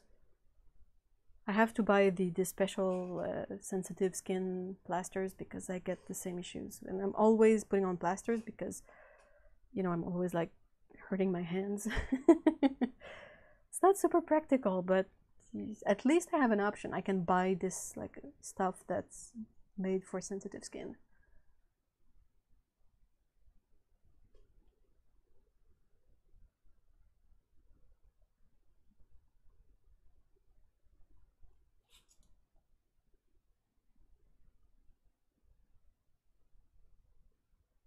Like, it's okay, this is might be a bit TMI for some people, but like I hope I never get allergic to the stuff in like feminine hygiene products, because that's something that would be perhaps really tricky to take care of. Like, it's already not super great to take care of when everything goes well, but like if you start being allergic to the stuff in there, it's just like it's a new level of miserable.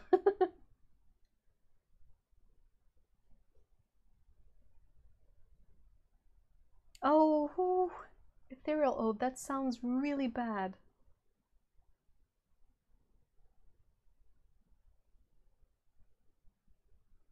Oh, eek. Oh.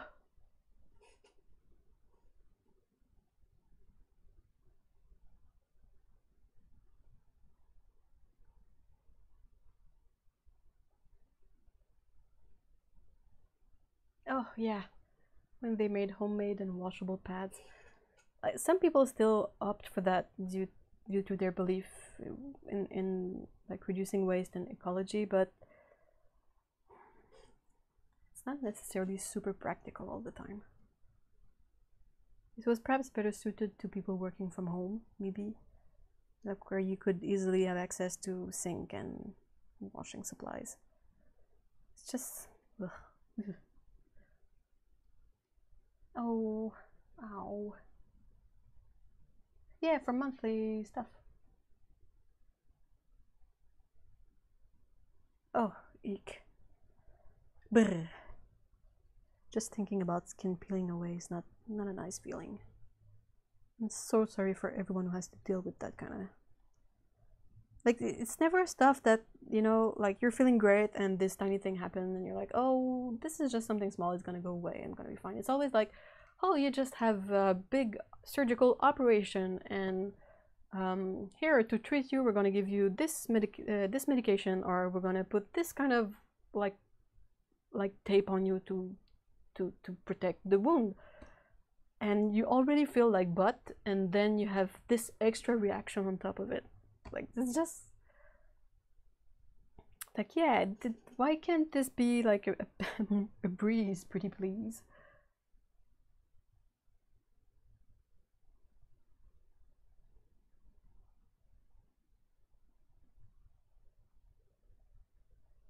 I do a lot of cleaning with vinegar as well, and baking soda. And I try to get the more natural products for cleaning, especially because of the cats. And I know that cats, they will eat stuff they find on the floor, so it's not a good way for them to, like, I know they will lick product if I just use anything. So I try to make a better choice for them as well.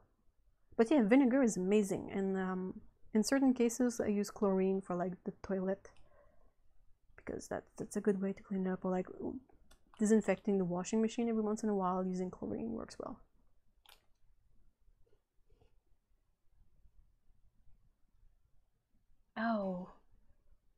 Oh, Heather, that sounds so bad.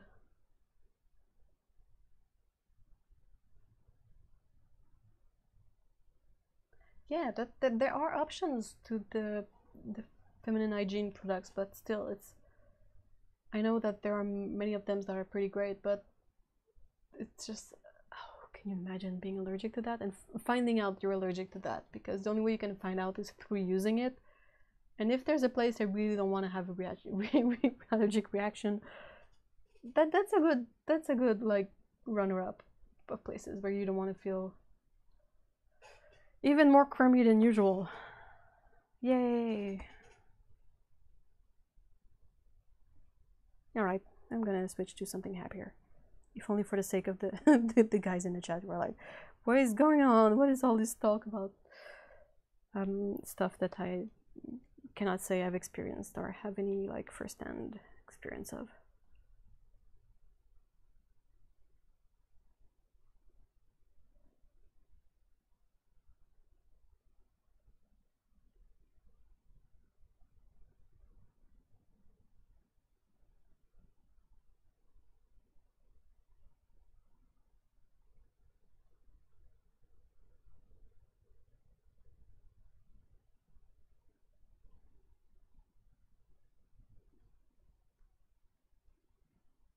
Vinegar, soap, and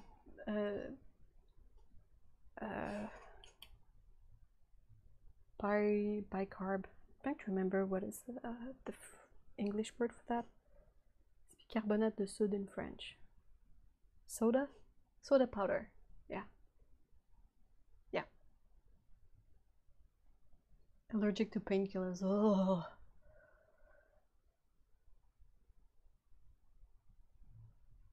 Gosh. There's a good side to all of this though. If we had a get together, it would be so simple and like healthy. Because I think that with all of us, there's a lot of like super easy bad things that no one can handle.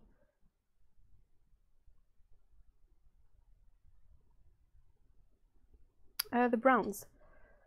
I used many. They're not labeled on this. There was some raw umber, I'm pretty sure. Yeah, this one is raw umber, I think. And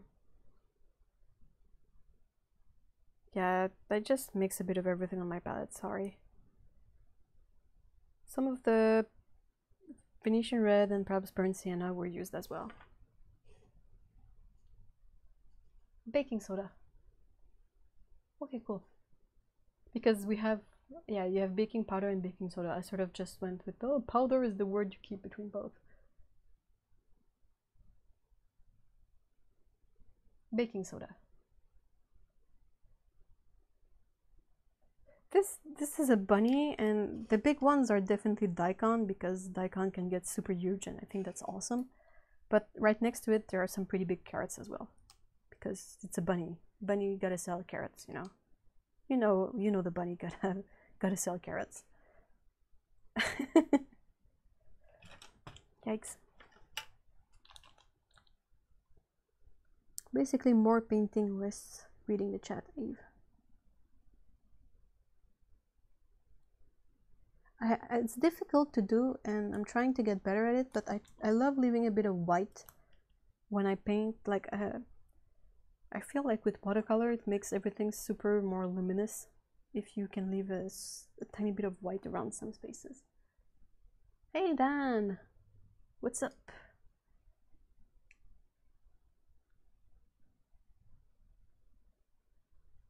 Oh no!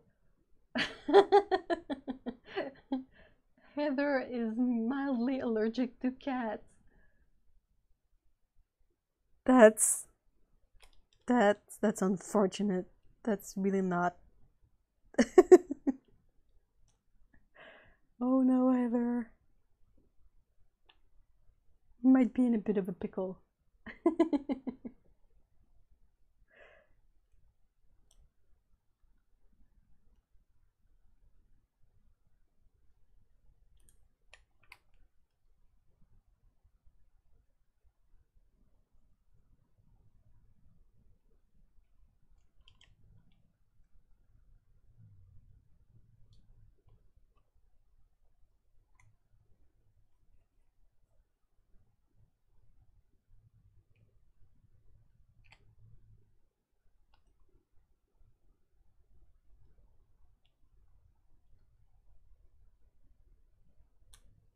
White night paints are really a great set of paints to get for something super inexpensive that works really well.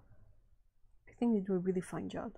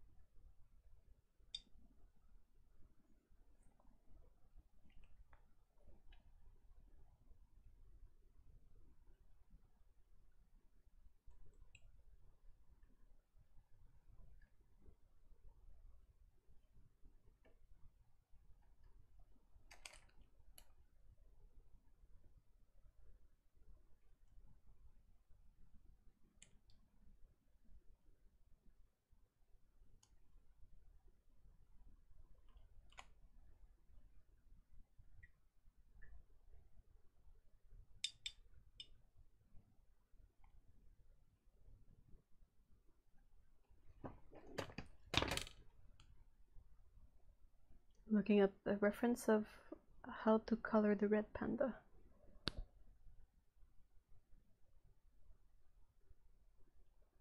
Red pandas are so cute. So cute. They have complex markings though. Hopefully I won't mess it up too much.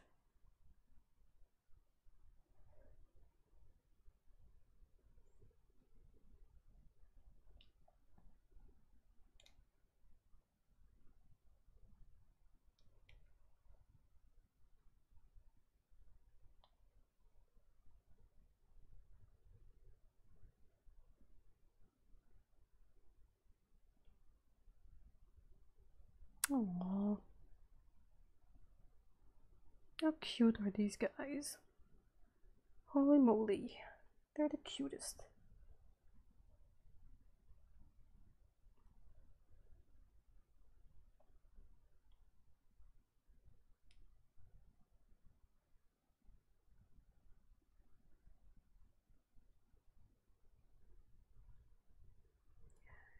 No clue what I'm doing.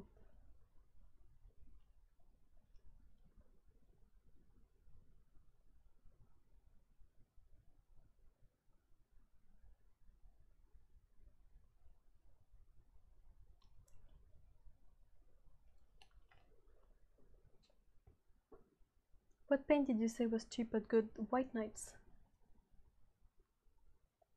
The White Knights paints are really nice.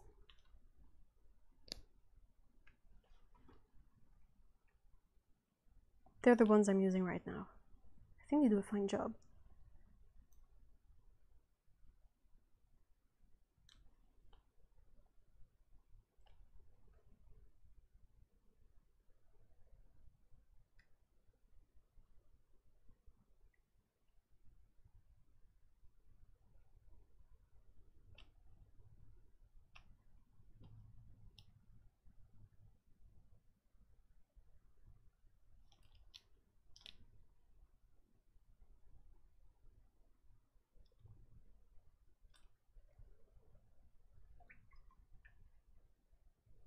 Question, what do you think of water brushes for watercoloring?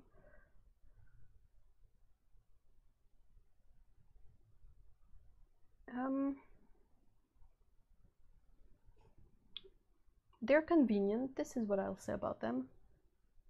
But it's truly a thing about if you can find a way to use them that will match the way you paint.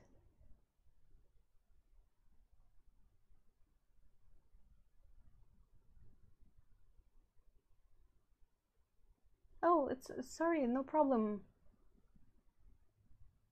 I have weird hearing issues, so I really understand what you mean. And also I have an accent and I have a mic and might not be the super ideal setup to understand clearly what I'm saying. So yeah, sure, White Knights. Like,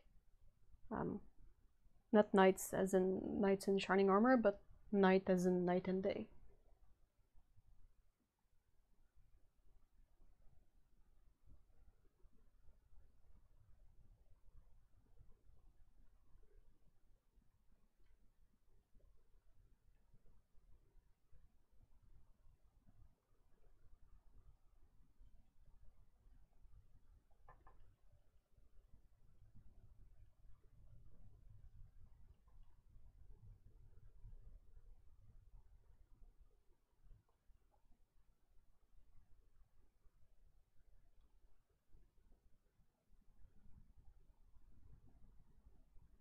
Did I miss any other questions?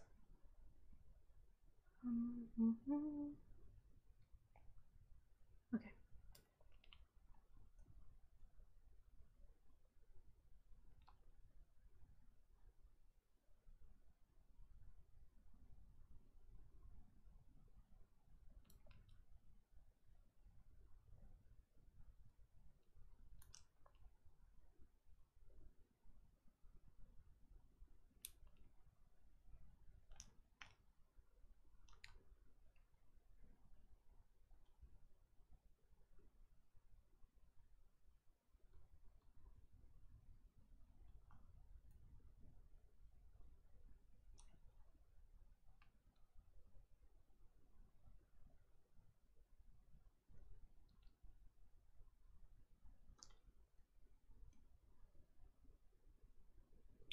Oh yeah, we're talking about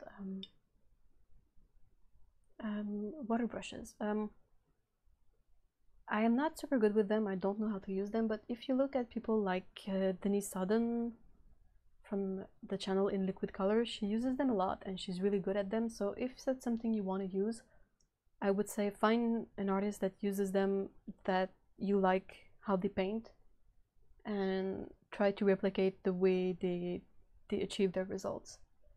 I was never really able to make them work for me, so when I use them, it's mostly just because I need swatching a color super fast, or like stuff like that. But I much prefer traditional brushes. I find that it's much easier to control the water with these than with water brushes, where I always end up having too much water in my brush and I cannot get the effects I want, or I get unsightly blooms and all of that. Yes, these are White Knights, to answer Dan's questions. Do you know of a good brush for watercolor that is natural hair and relatively inexpensive? Natural hair is always going to be expensive. If you're not against the idea of getting artificial hair brushes, I would really suggest looking for the Escoda Ultimo or the Escoda Versatile. Ultimo is fake squirrel, like this. This is the one I'm using right now. And the Versatile is fake, is it fake Kolinsky? Doesn't look like Kolinsky, but it reproduces the behavior of a Kolinsky brush, I think. And both of these are affordable, and I like them a lot. I mostly work with the Ultimo because I prefer fake squirrel, it would seem. But if you can't get the Escoda Ultimo, another one that has good fake squirrel is the Raphael Soft Aqua. They're great. I don't use them as much, but they're fine. And the Princeton Neptune are also pretty great in terms of fake squirrel. As for natural hair, I'm trying to think. I have a few natural hair brushes, but a lot of them are hand-me-downs from relatives. So I cannot really recommend them because most of them, the brands don't exist anymore.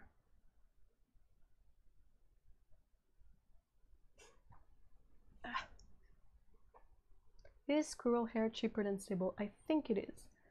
The thing is that squirrel hair brushes will often be much bigger than Kolinsky, so they might end up costing more, but that's because the brush is a quill and it's humongous. If you want to look for a place where you can get nice Ultimo brushes, Jackson's sells them, and the price is good. Jackson's has great shipping. They ship to many countries, so that's a good place to look for it.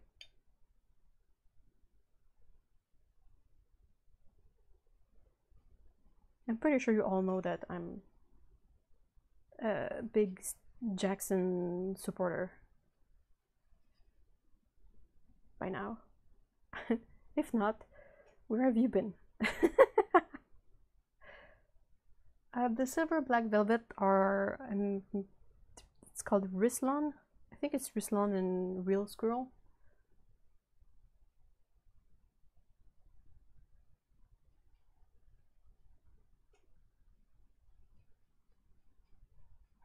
White Nights has a really nice ultramarine blue. It's the first time that I try mixing a neutral gray with ultramarine and burnt sienna, and that the ultramarine actually overpowers the burnt sienna. That usually doesn't happen. It's usually the other way around completely.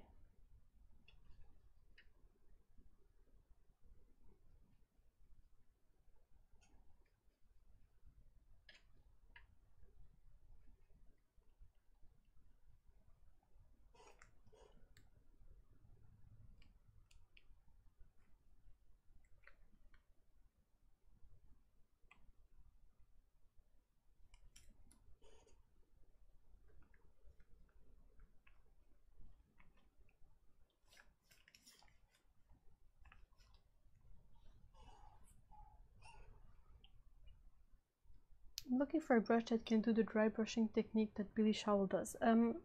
Jackson sells some Billy Showell brushes, so perhaps you could look at their stuff, see if that's the brush you're looking for. Pretty sure if you search Billy Showell at Jackson's, you will find all the brushes that they have branded with her name on there.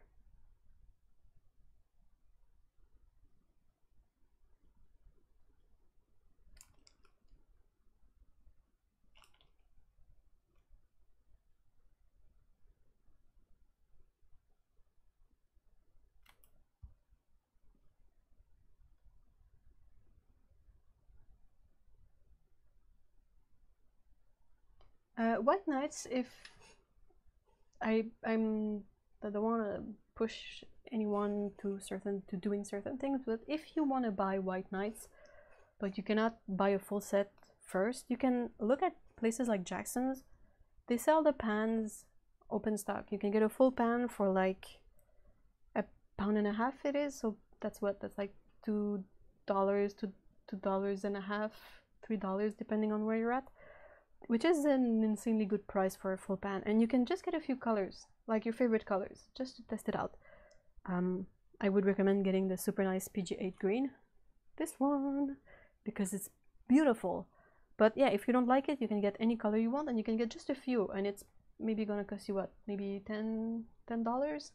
So if you have an extra $10 and you feel like getting a few new supplies, you can get a lot of bang for your buck with the White Nights paints.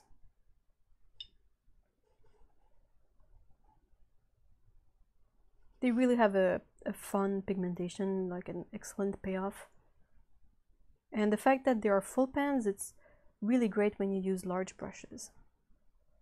You can really get in there and get some stuff out of there a lot more easily than having to like scrounge around in a small pan. I love pans. I don't have any issues in working with pans, but I'm realizing that I prefer big brushes. I prefer like broad things, and as such, I find that working into small pans can be really difficult. So that's why when I see a set like this one, I'm like, wee, awesome, big pans.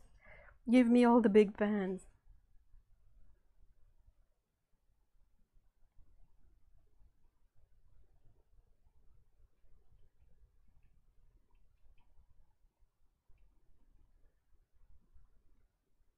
Thanks for all the link, Otto. That's really awesome.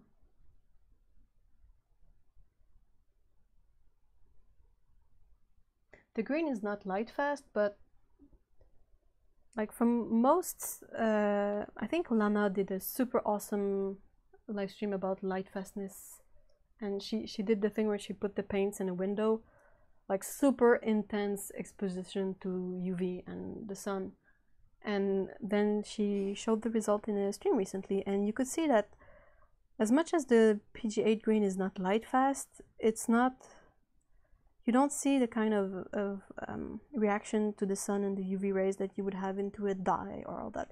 I mean, I think it gets a bit darker, but it was still really fine. You know, it was really something that was like, oh, that's it. And even like colors like the violet, which is also not the most light fast pigment, it was still good. It was still okay. So I think we tend to overreact a lot when it comes to colors being light fast or not.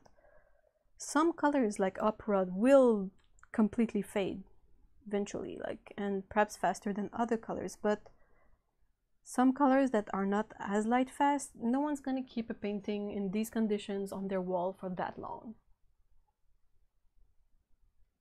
So really, I think we need to chill about light fastness. It was Lana in the chat. Lana Goes Art. Lana, put your link. Well, I think it was Lana, right?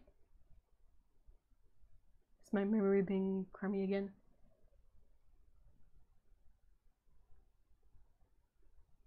Oh, Ethereal Ode, wait for next month. Don't break the bank.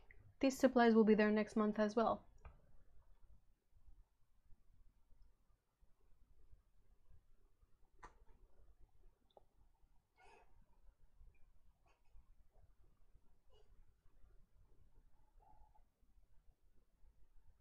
Yeah, well, you're that's fine. Otto says, can I stick my oar in about light fastness of Aurelian? Please do, because we saw from the test that the change was really drastic. So that's fine, but I think from what I remember of Lana's White Knight test, the green didn't budge that much and the violet didn't budge that much. I think most of the White Knight's colors were still very much the same. Like you didn't have anything going on to the level of Aurelian.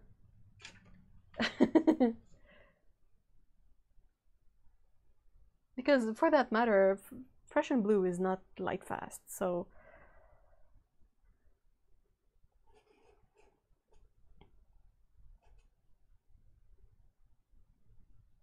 I'm fairly sat in school. Screw this. Like, I will possibly make a point of using light fast colors if I'm doing an original that I know will be on a wall, but it will never really influence my love of colors. Like if I love a color and it's not light fast, well, too bad. I will just, you know, keep that in mind, but not really be bothered with it. It's not a contention point for me. To me, it's the same kind of information than saying like if I mix this color, it's gonna give me a muted color, and if I mix these two, it's gonna give me a bright color. This is the same kind of information about the paint as that, and I don't feel like it's worth it to be super up on this stuff. Like it's just like well, it's just a part of it. Anyway, color ramblings.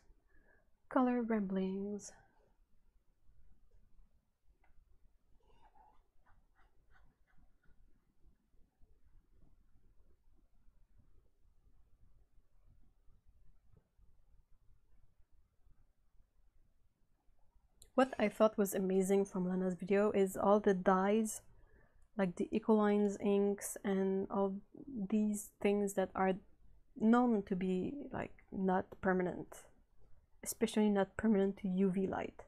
And it was really amazing to see some of them just completely gone. Like you would have and it was not like yellow is completely gone and you're like, well, it's yellow, it's not super intense to begin with. There was like a super intense violet that was completely gone off the paper. The paper was white. And I was like, whoa, this is striking. This is like unexpected stuff. Also very cool, but you know.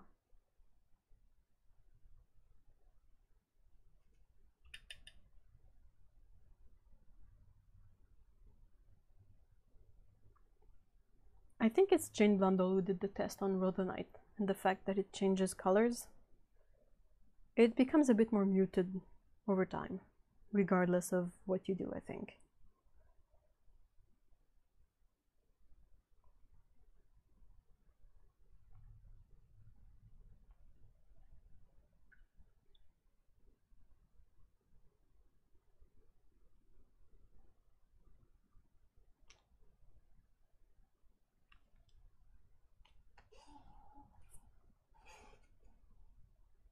Oh, Lee, hi. Hi, Lee.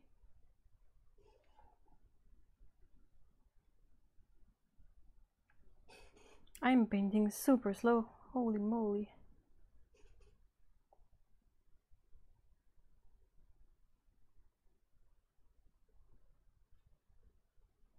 Oh, that's phthalo blue. That's not the color I wanted. Am I the only person who gets a reaction to phthalo blue at first?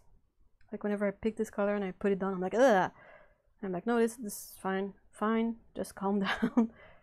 You will tone this down with something. It's gonna be perfectly okay. But I'm always like, ah!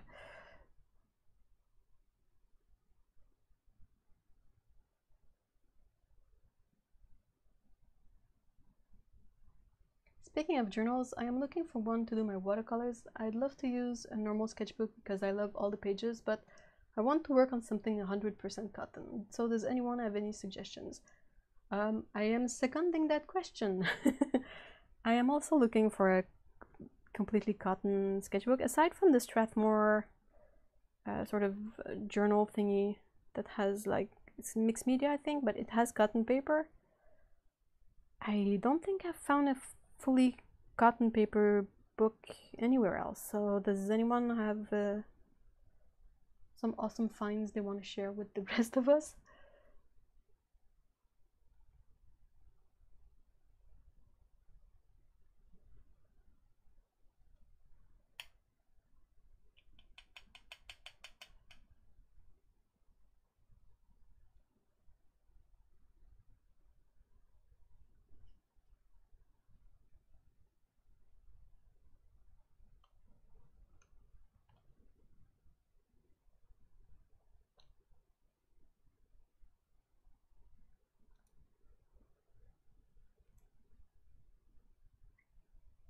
Yes, yes, Otto, please do. Otto says, do you want me to make a video on how to make your own sketchbook? Please. Pretty please.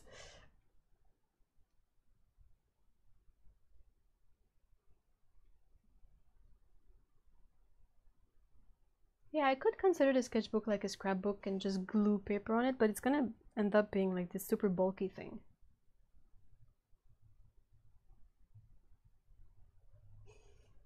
Oh yeah, that's an option. You can cut paper and get it to a local printer and get it like spiral bound. I've seen people do that, but spiral bound, I guess I need to give it a try. Or another try, perhaps.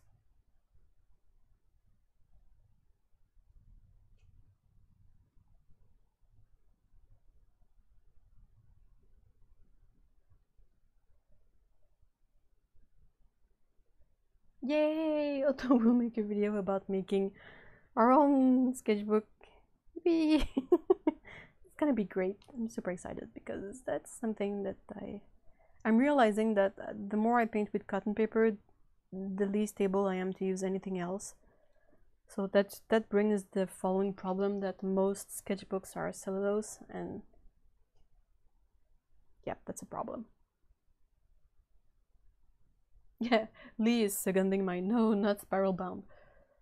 I agree. Nope, nope, nope. Be gone. Be gone, spirals. Shoo!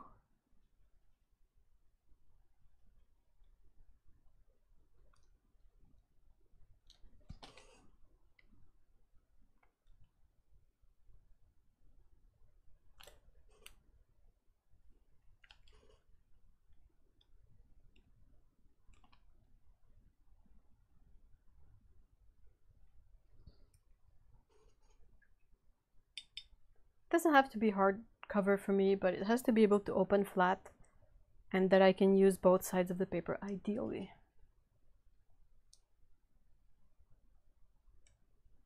Saunders Waterford has 100% cotton spiral bound pad with 25 sheets. Sounds great, but it's definitely not something that, like, okay, picture Canada. As far as I know, and perhaps Lee can sort of perhaps amend my statement, we have arches, we have Fabriano. That's it. That's all the cotton paper we get. We don't have Saunders Waterford, we don't have Buckingford. We got arches and Fabriano, and deal with it, Canadian artists. That's all you get. perhaps there are some like more specialized stores like mom and pop stores that have a better range of paper, but the kind of stuff that is easily available is just these two.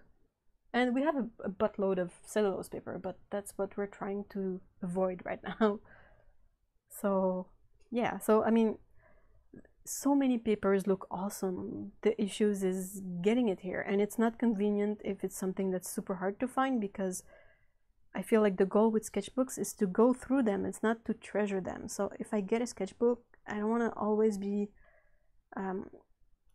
sort of stuck in this place where I'm like, oh, I'm almost done with this one. I need to think of the next one, and then have this sort of stress of trying to find the sketchbook again. And like, it needs to be something that is easy to find, because that way it's not precious and you don't feel any stress when it comes to using it, I guess is what I'm trying to say here.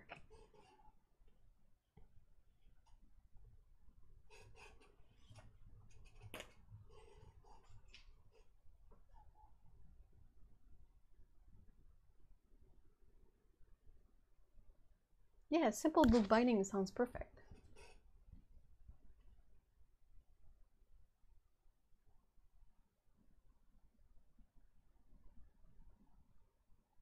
Stonehenge Aqua is showing up. Oh, I'm gonna have to look for that. I don't know if Dessert has it, because Dessert is my easily accessible local chain, and they deliver paper as well, so they do a super fine job delivering the paper. So I always feel awesome ordering paper from them, because I know that if I go to pick it up myself, it's gonna be ruined when I get here, because I have to take the subway and the bus with it, and subway and buses are full of people, and when you are carrying 22 by 30 inches paper in buses and commuting with it, it's always a hassle to keep it pristine.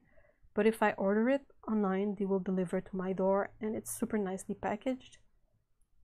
So that's what I like to do if I want like to get good paper here. But I will have to check if they get Stonehenge Aqua.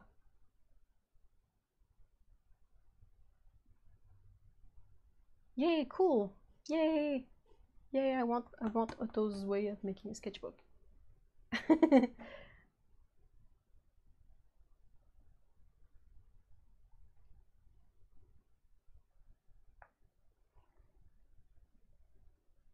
Oh, they don't yet. They really need to get their stuff together and focus less on scrapbooking or whatever the trend is, and more on like actually having a, you know, a few decent options for actual painters. The eternal beef between crafters and painters, I guess, comes from that.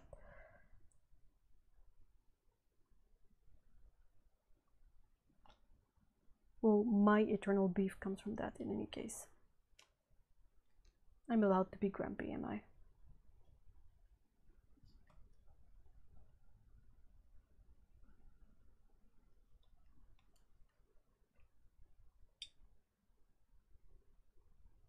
Yeah, so it seems like you're in a similar situation to mine, Miss Emiliano, in the sense that you say that in Italy you also don't get as much choices as people in the US or the UK get. The UK has an amazing like history with watercolor and paper. The US is the US, so they basically have a bit of everything. And the rest of us have to make do. Oh, bye Avery, thank you so much for stopping by.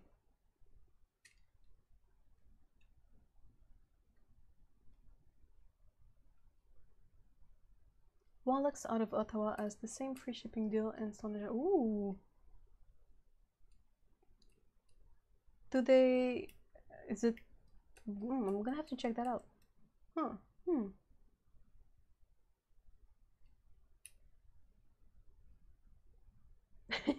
Yeah, although I am a crafter as well, but I don't do scrapbooking either. It's just... it's... I think it's a bit striking to go to the art store and the section you use always shrinks and the quality always lessens. And you're like, why is this happening? And you turn around and it's because the trendy crafting thing is picking up and they are moving away the things you use to make room for something that will be trendy for like a year or two. And it's just, it's heartbreaking. Well, it breaks my heart anyway. I'm like, I don't mind that these people want to do this stuff, but please don't take away the good stuff either. Keep the good stuff pretty, please. Don't put in your home brand stuff and remove the nicer things. Ugh, so annoying.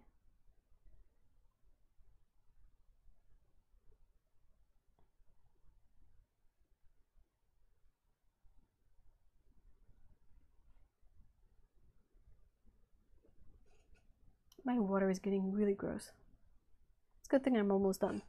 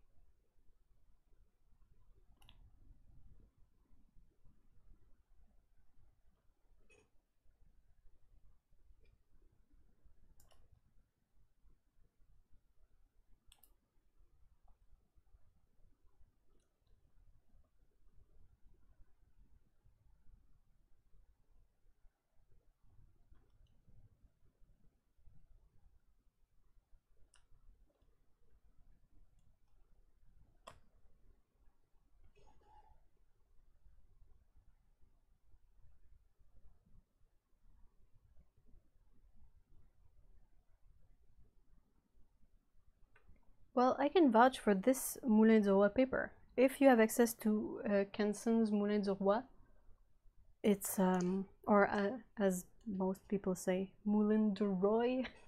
Sorry, it's Moulin du Roi, guys. Moulin du Roi. It's pretty great. This is a cold press and I really enjoy it. I need to use it more and get more experience with it, but so far I really like it. Question, will there be stripes on this adorable ginger? Of course. Of course. Of course. Should I make the kids gingers as well?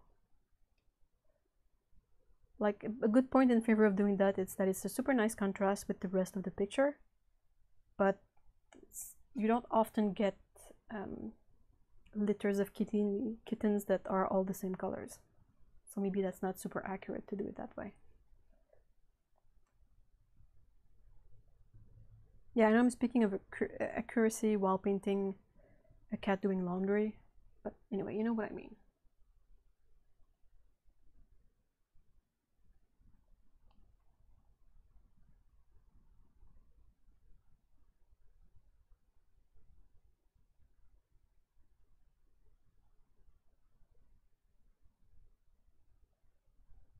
Yay, thanks for the link to the Canson Moulin du Roi papers.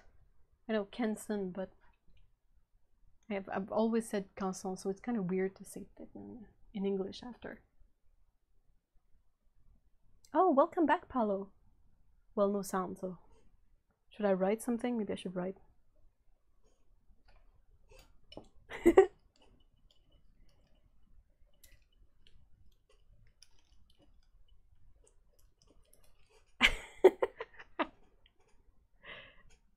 I don't know if that shows on camera, but it says welcome back, Paulo. Sorry. Trivia, ginger genes are passed from the father, so it depends on the hidden daddy.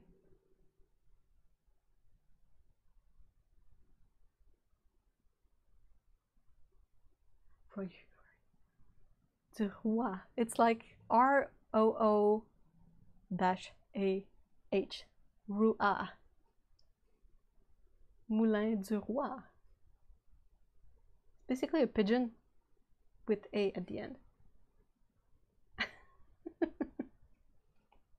Well, the mom is a ginger, so basically, what if the dad was like a gray Scottish fold? What kind of kittens would you get then? Yeah, Moulin du Roi translates to Mill of the King. Oh no, Paulo, sorry to hear you're not in a good mood. Well, you can hear me, so. Or.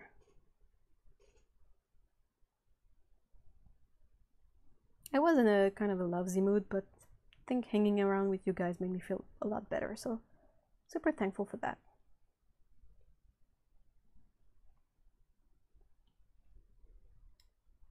Also, there's something really cathartic about painting, so if you ever feel crummy, you can just like start laying colors down, and I think it would make you feel better.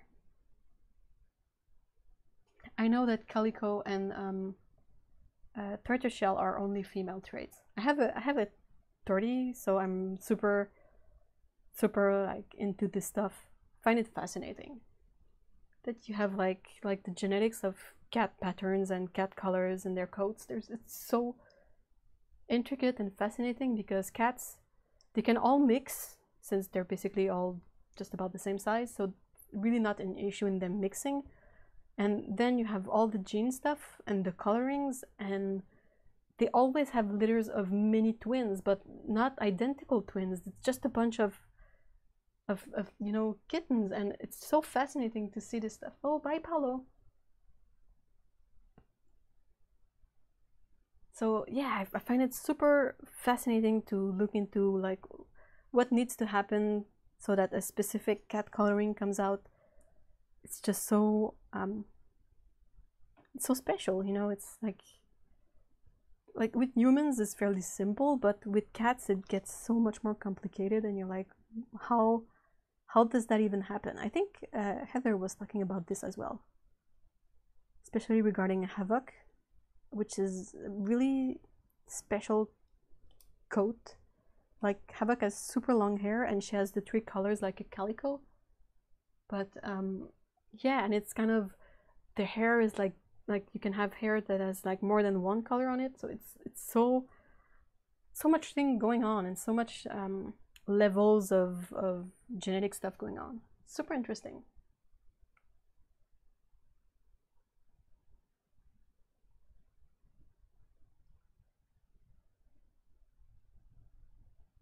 Another trivia: cat identical twins may not look identical like human babies. That's so interesting. Oh, I need to check that out. Heather says there's a whole series someone did about cat genetics.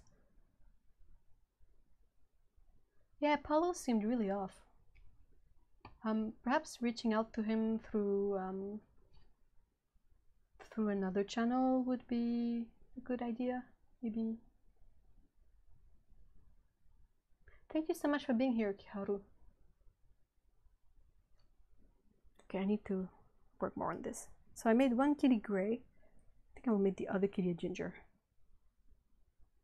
Only a ginger can call another ginger.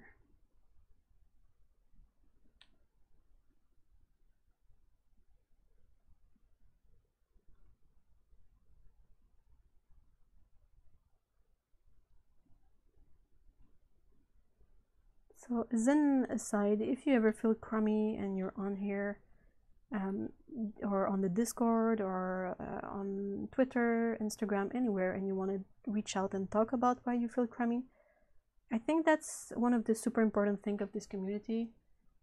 We all come from backgrounds where we feel lousy at some level or another, or some days are not, and I think that in that regard we can really understand, and I think more of us are likely to listen and perhaps be more attentive to what seems to be wrong. So if you feel like you need to talk to someone and you feel comfortable with reaching out to a specific person, I think it, well, if you want to reach out to me, I can speak for myself, but I will try to be there and listen if I can, because I think that's really important. And it's, feeling awful is really the worst, and I don't have fond memories of that, so I would say if I can help, please let me help, okay? I will be happy to. I wish I could make everyone feel better.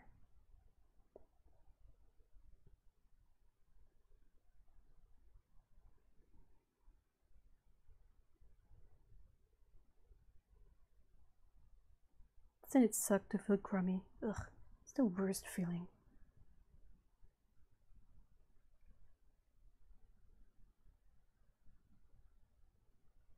With the trend in adult and children, we could say just with the trend in coloring books, have you considered doing such with your cat drawings? I haven't a lot until recently, because I haven't drawn that many. Like when you think about a coloring book, it has like a lot of pages, and I haven't viewed my drawings in like in a stack of drawings, and I could be like, hey, this is just like this could be a coloring book. But it's been mentioned enough times that it's sort of rolling around in my head, and I will possibly look into that because I think it could be fun. But I gotta keep in mind that if I decide to do it, it's gonna be drawings like these, I cannot go into a project like that and try to be something else, like be like a certain artist, like a certain type of coloring books. I have to stick to what is me, because if I try to be something else, I'm not going to be able to bring the project to completion.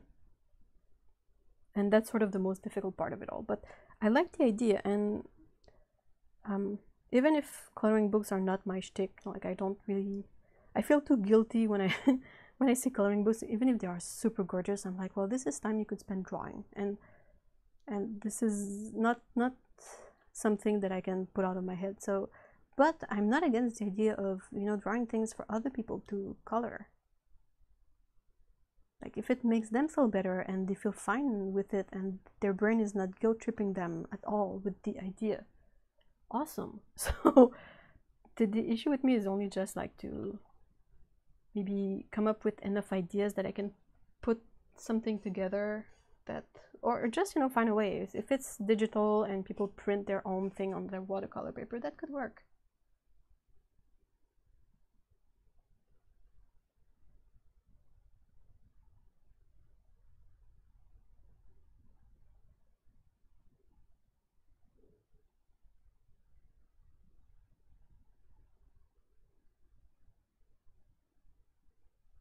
What are you talking about, Dan?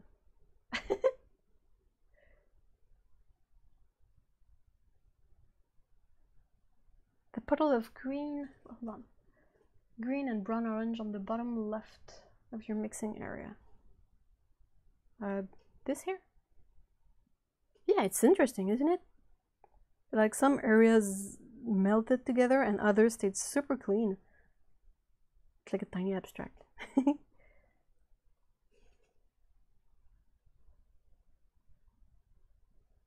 I hope this isn't like stretching into forever for you guys. If you want to go, if you have to go, feel free to do so. It's not a problem. We are here to have fun, so.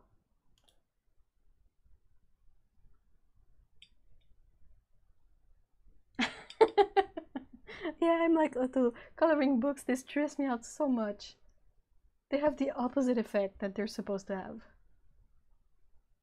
But if someone, like, if it works for them, go ahead, go ahead.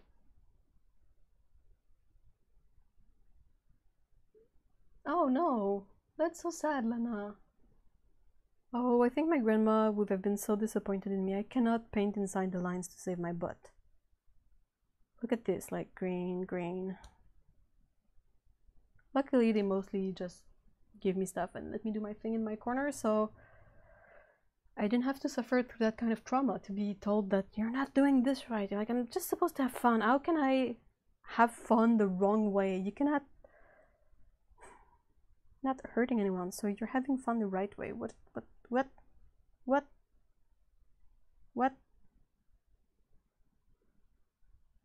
A roomph is all I want to say. A roomph.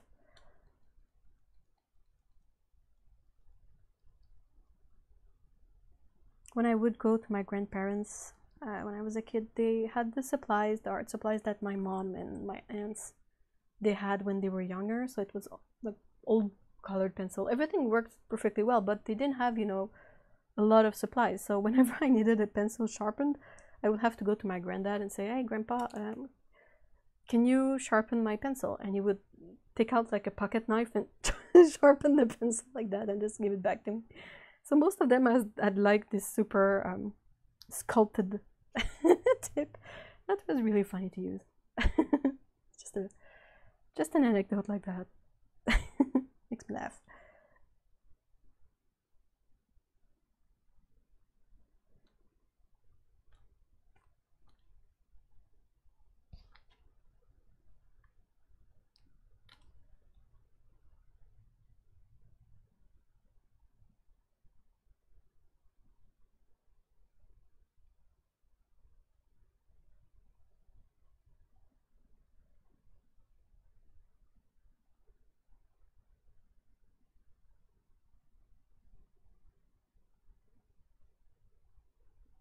Aww.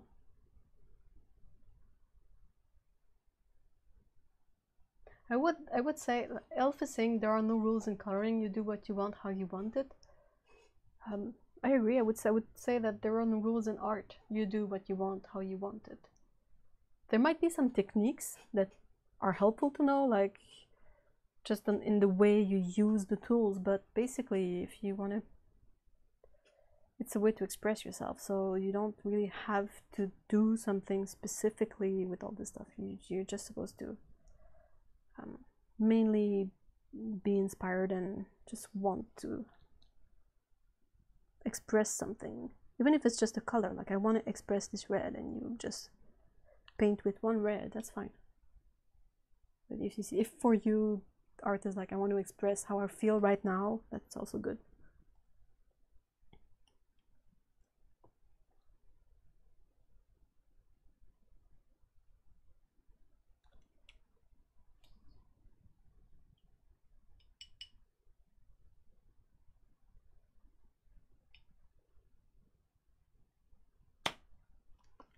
Switching brush.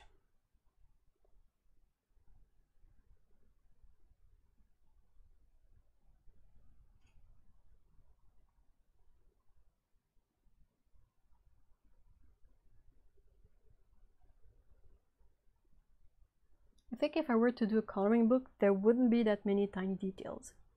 It would basically look like this. So you have some small things like these and perhaps the eyes, but like, I'm not Millie Murata, is that her name? But like, she does this super intricate. The thing is that I think most people who do the super intricate drawings, they draw much larger than it is printed in the book. And I think it's a bit unfair that they print the book so small when the source material is much bigger, because like, yeah, it's really hard to do like super fine details, especially if, you know, not everyone has the same kind of level of control of their hand and arm and all of that, and it's not supposed to be stressful. Like, most people who go to coloring books, they do so because they want to have some kind of a relaxing thing going on. So I wish they would perhaps make the artist work at the scale the thing is going to be printed, so that way there would be less, you know, absurdly small things going on that you're like, no one in their right mind wants to spend so much time painting something this tiny. Or anyway, if there are super tiny details, I would just lump it all together, like this bundle, all the same color, screw this, screw that, screw this, screw that.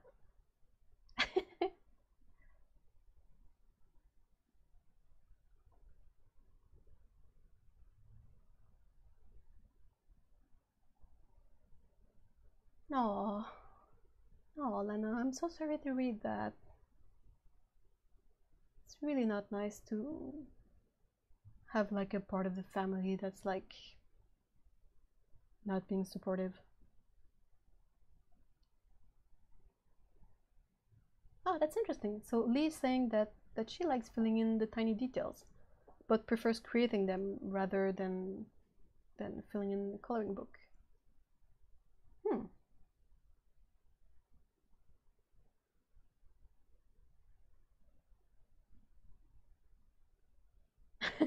Color you want. I like the color you want approach.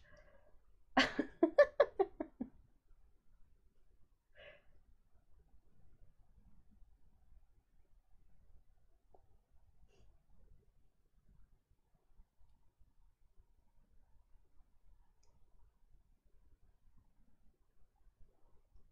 think in a way I am a bit fortunate because I've always been my own kind of a headstrong persona in a way. I don't know where I found this, but I realized that for many things I just realized that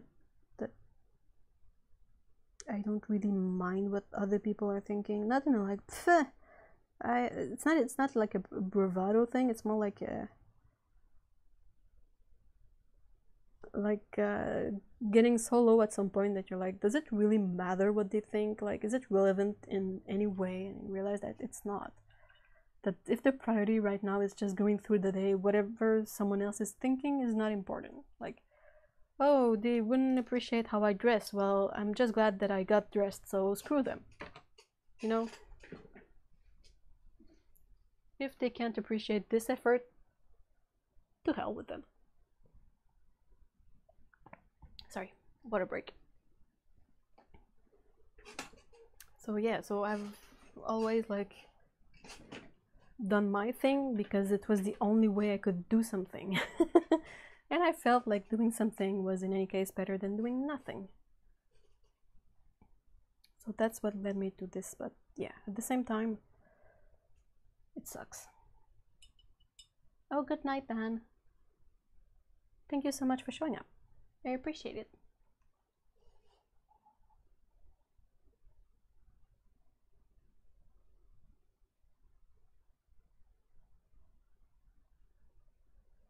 Oh, whoa, Lana. Well, she is not a nice person, and you can definitely remove her from your life as much as possible. No one needs to stand on wobbly legs, so move away, wobbly leg, and let's find, you know, a much stabler one. Family is weird though, because it's family. Like, I just think it's easier to cut away like friends that are problematic than family who is problematic. But it can be done. That being said, it can be done.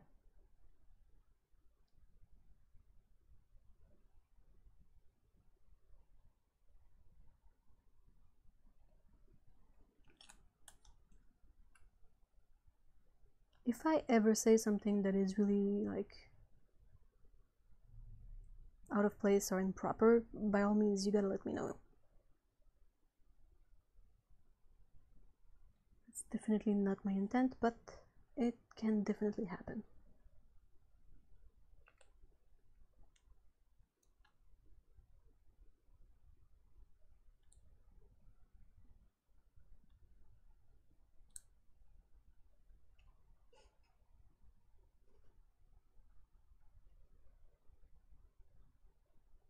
Oh, you don't need that negativity in your life, just cats and good friends. Yep. Do you have any recommendation for an eye burning bright blue? Like the eye is glowing? Is that the effect?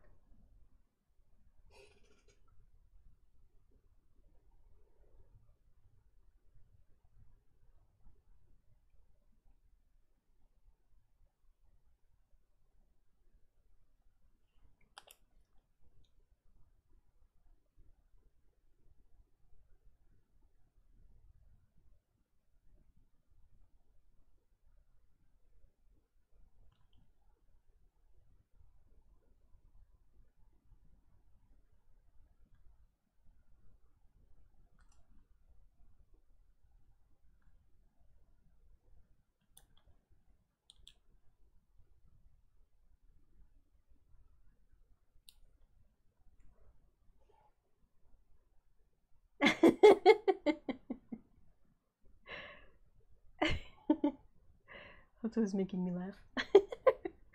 I ship it. Oh, it's funny.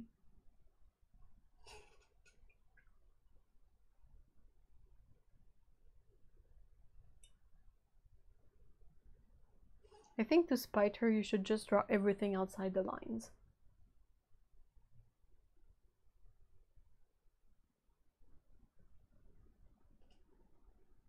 Okay, so an eye that's luminescent, type that is neon. Okay, so it's not emitting light like if it was a light bulb, but it is like much lighter than you would assume it is in the background. That's the thing, right? Because there are two ways to have kind of a light effect with stuff. Either it's like like a lamp or a light bulb and it's emitting light, so it is literally glowing. Or you can also have something that is not necessarily emitting light, but that is reflecting light in a weird way, so that it is much lighter than you would assume it would be in the same setting, which is more something you have with fluorescent stuff like UV, things that will react to UV light. They're not emitting light, but they're reflecting light in a different way, or reacting to the UV rays in a way. Do I make sense? Not sure.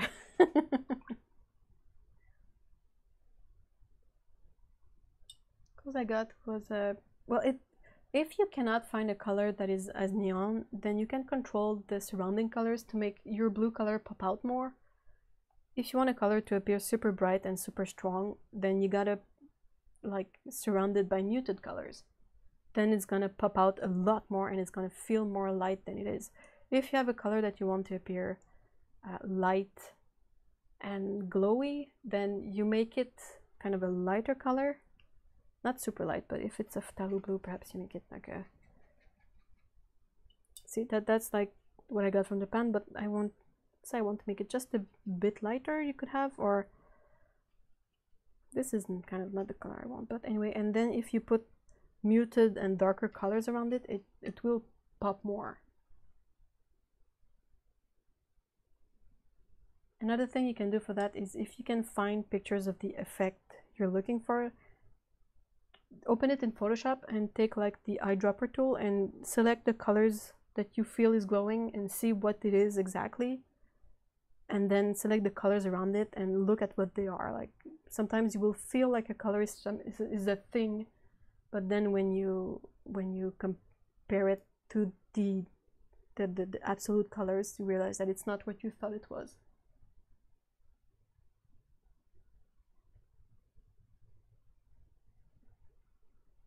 Anyway, that's just my 2 cents on the topic anyway.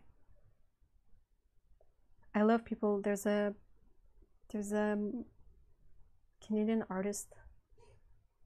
What is his name? Is it Jeff Simpson? Anyway, he does a lot of that. Like, he will paint something that is super dark and muted, and he will put in a color that feels like it is super glowy, but it's not technically glowing. It's just the contrast of the color and the colors surrounding it that creates this impression, and it's really nice.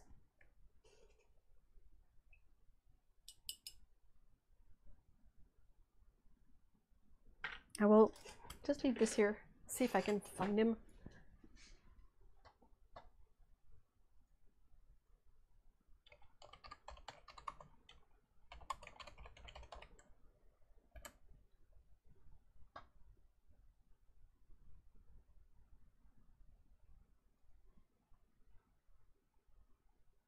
Because this is the kind of stuff that truly bothers me when I cannot find, like when I have a reference in my mind and it's not exactly 100% there, and I'm just like, what it is, what, find it, brain, complete the information.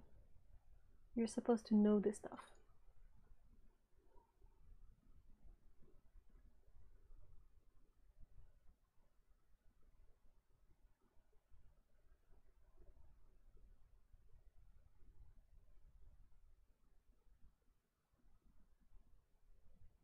I am looking at my super extensive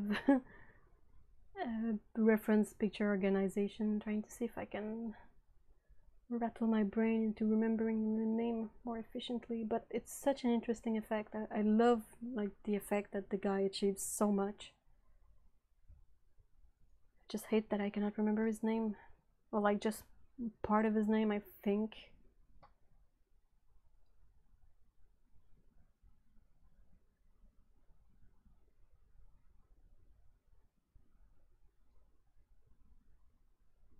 Garg.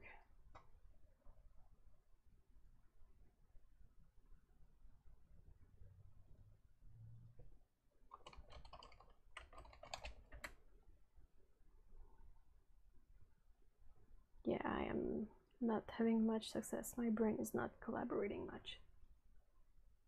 Oh, I think I found him. Oh, I think I found it. Yes. What? No. Hold on. Come on, brain.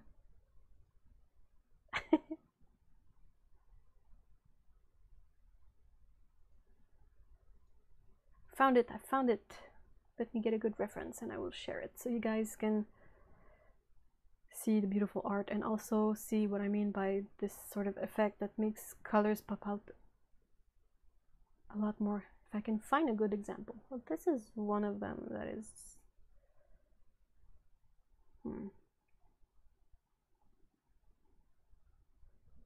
Come on, brain, find the thing.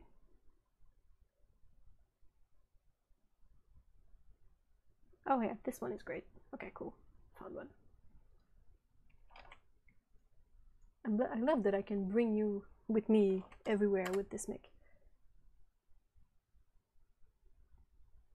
Okay, so that's just an example of like colors appearing much more glowy than they are, when in fact it's just a matter of controlling hue, value, and saturation of the colors around it. It's fascinating stuff. I love colors.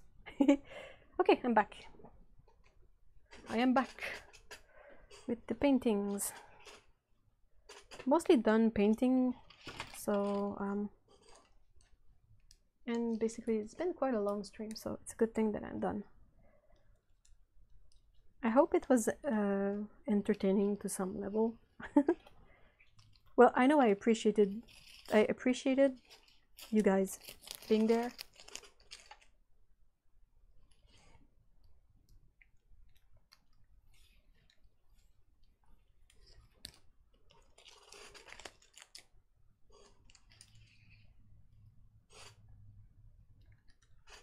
Oops, I cannot I lost my visual feedback. Okay. Yeah. The colors don't show up really good at all on the camera, so I will be posting these on Instagram as I always do. Yeah, I am still exhausted, mind you, because streaming is exhausting, but I feel better. I think creating something and hanging around with you guys and talking about whatever and food and crummy family members and just being rambly and you guys being okay with me being rambly always feels nice. So I gotta say that so far this paper has no issues whatsoever with the tape. It's like, tape, no problem. I will remove this like no breeze. Easy breezy. I did put some pink on the bunny. I just think it's not showing on camera. Because like I'm looking at my screen and the camera feed and it's really washed out and blasted. Maybe I can adjust that.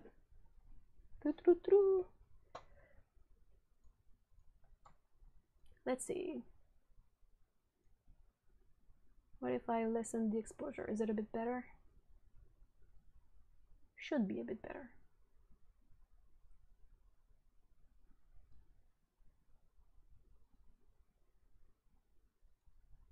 I feel like nothing has changed. Oh, I tried. No, okay, it's a bit better. Yeah, okay. So I put some pink in the bunny's ears, like here, but it's not showing up much on camera.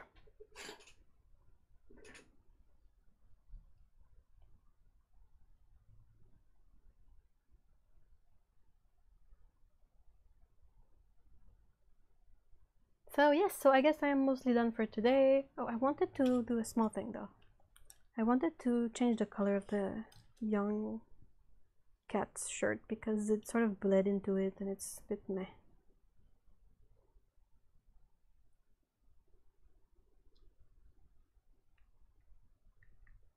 It's like exactly the same color, just a bit boring.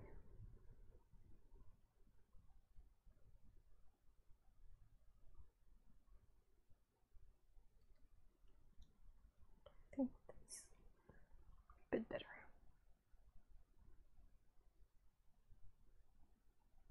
Alright, so that's it for me for today. It's been a long stream, so I think that's decent.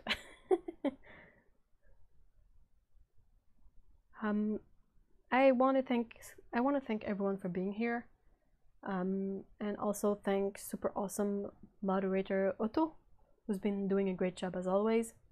And I know that with longer streams, it's perhaps a bit more demanding on the mods, but I really appreciate it. Yeah, I'm done. I can't talk anymore. So, thank you so much, Otto. Thank you so much, everyone, for being here and actually suggesting these ideas for doodling. It's been super fun, and I had a great time, and I hope you guys had a great time too. And I hope you have a super awesome weekend. And you're all amazing people, and I love you all very much. So take care, guys. See you all soon. And in the meantime, have fun and go pet your cats or your hamsters or your dogs, and take out the paints. Bye bye.